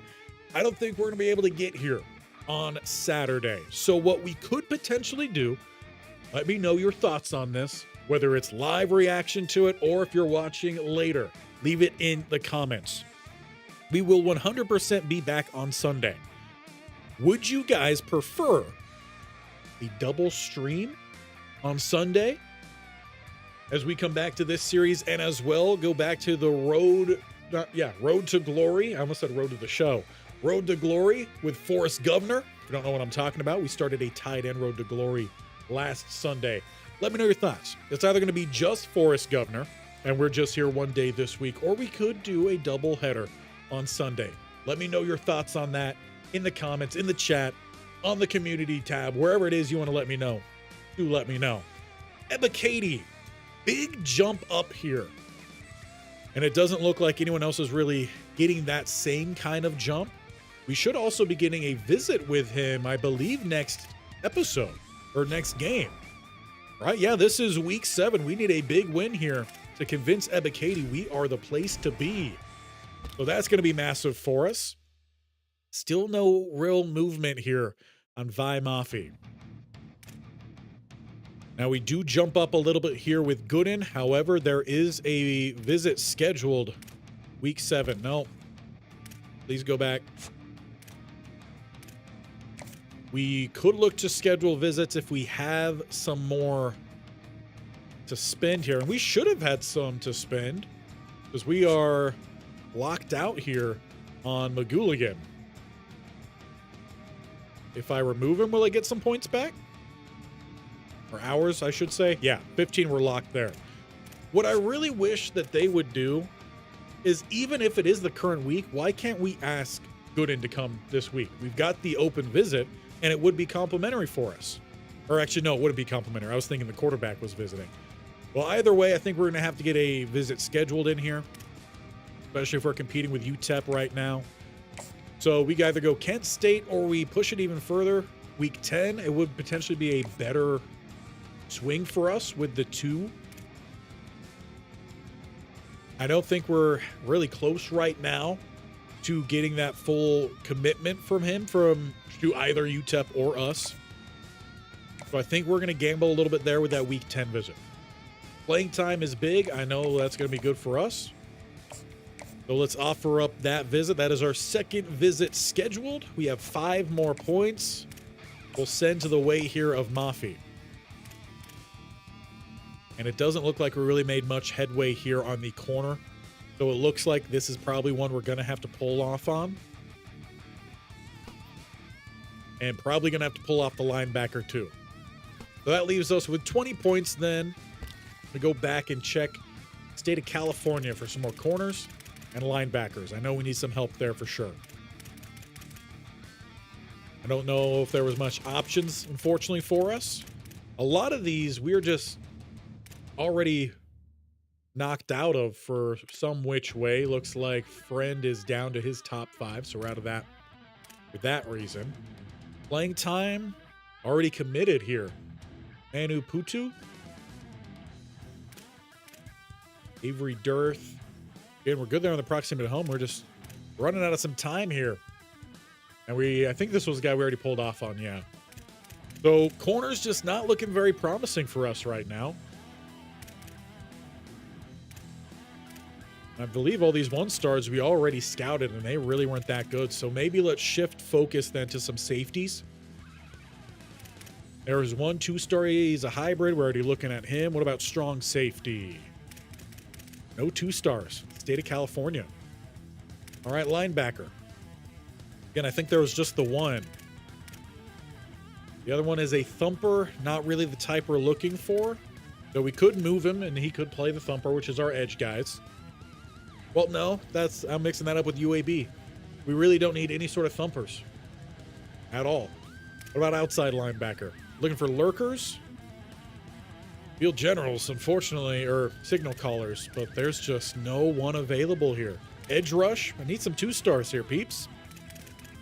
What we got? Power rusher? Balami Roche? Roche? It's potential.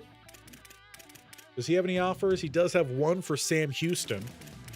Got Westbrook here with a big offer, and he's already well on his way to Air Force. Now, what else could we look for? No, we dropped off on that receiver. Ojabo was one we were considering. No offers sent his way, so there we go. A couple new guys to add to the board. Sam Houston does not have much of a lead whatsoever. It's good news for us. We're going to go through a quick run through as well of all of the 1-stars, see where we're sitting with them. We're going to add 10 to both these new additions, Roche and Ojabo. 1-stars, though, doesn't look like we are really going anywhere here. Nothing going down. Doesn't seem like many other teams are going up. So definitely it seems like we should be all right to fill in some holes on the roster. We do go down here for Fetu Fenaka, lurker linebacker. Unfortunately, we just don't really know much about these guys to persuade me one way or the other. And there's also a big push from the Aztecs here, so we are going to pull off that battle.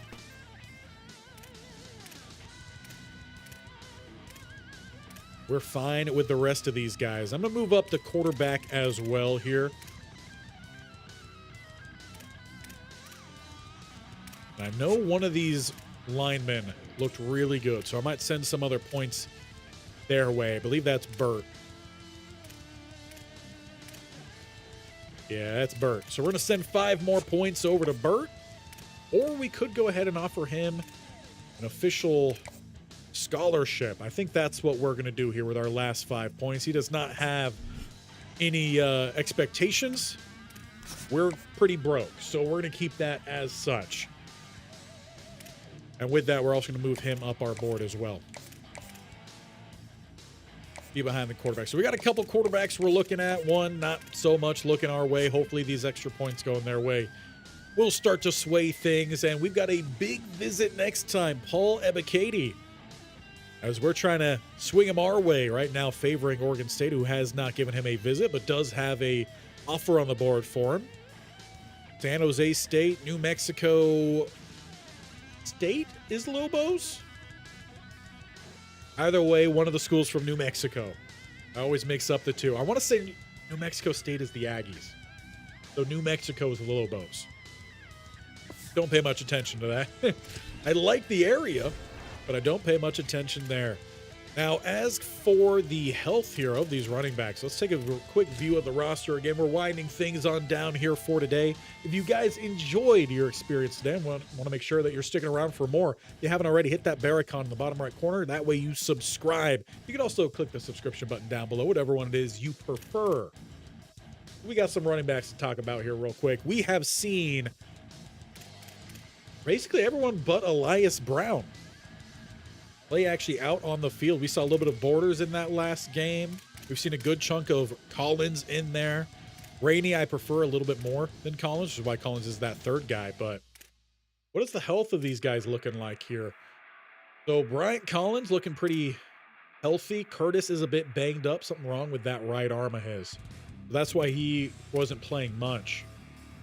Rainey looks fine. So I mean, again, we've got good depth here at running back, so I'm fine utilizing that depth this year. But I still think some more tweaking to that auto subs might be a good thing.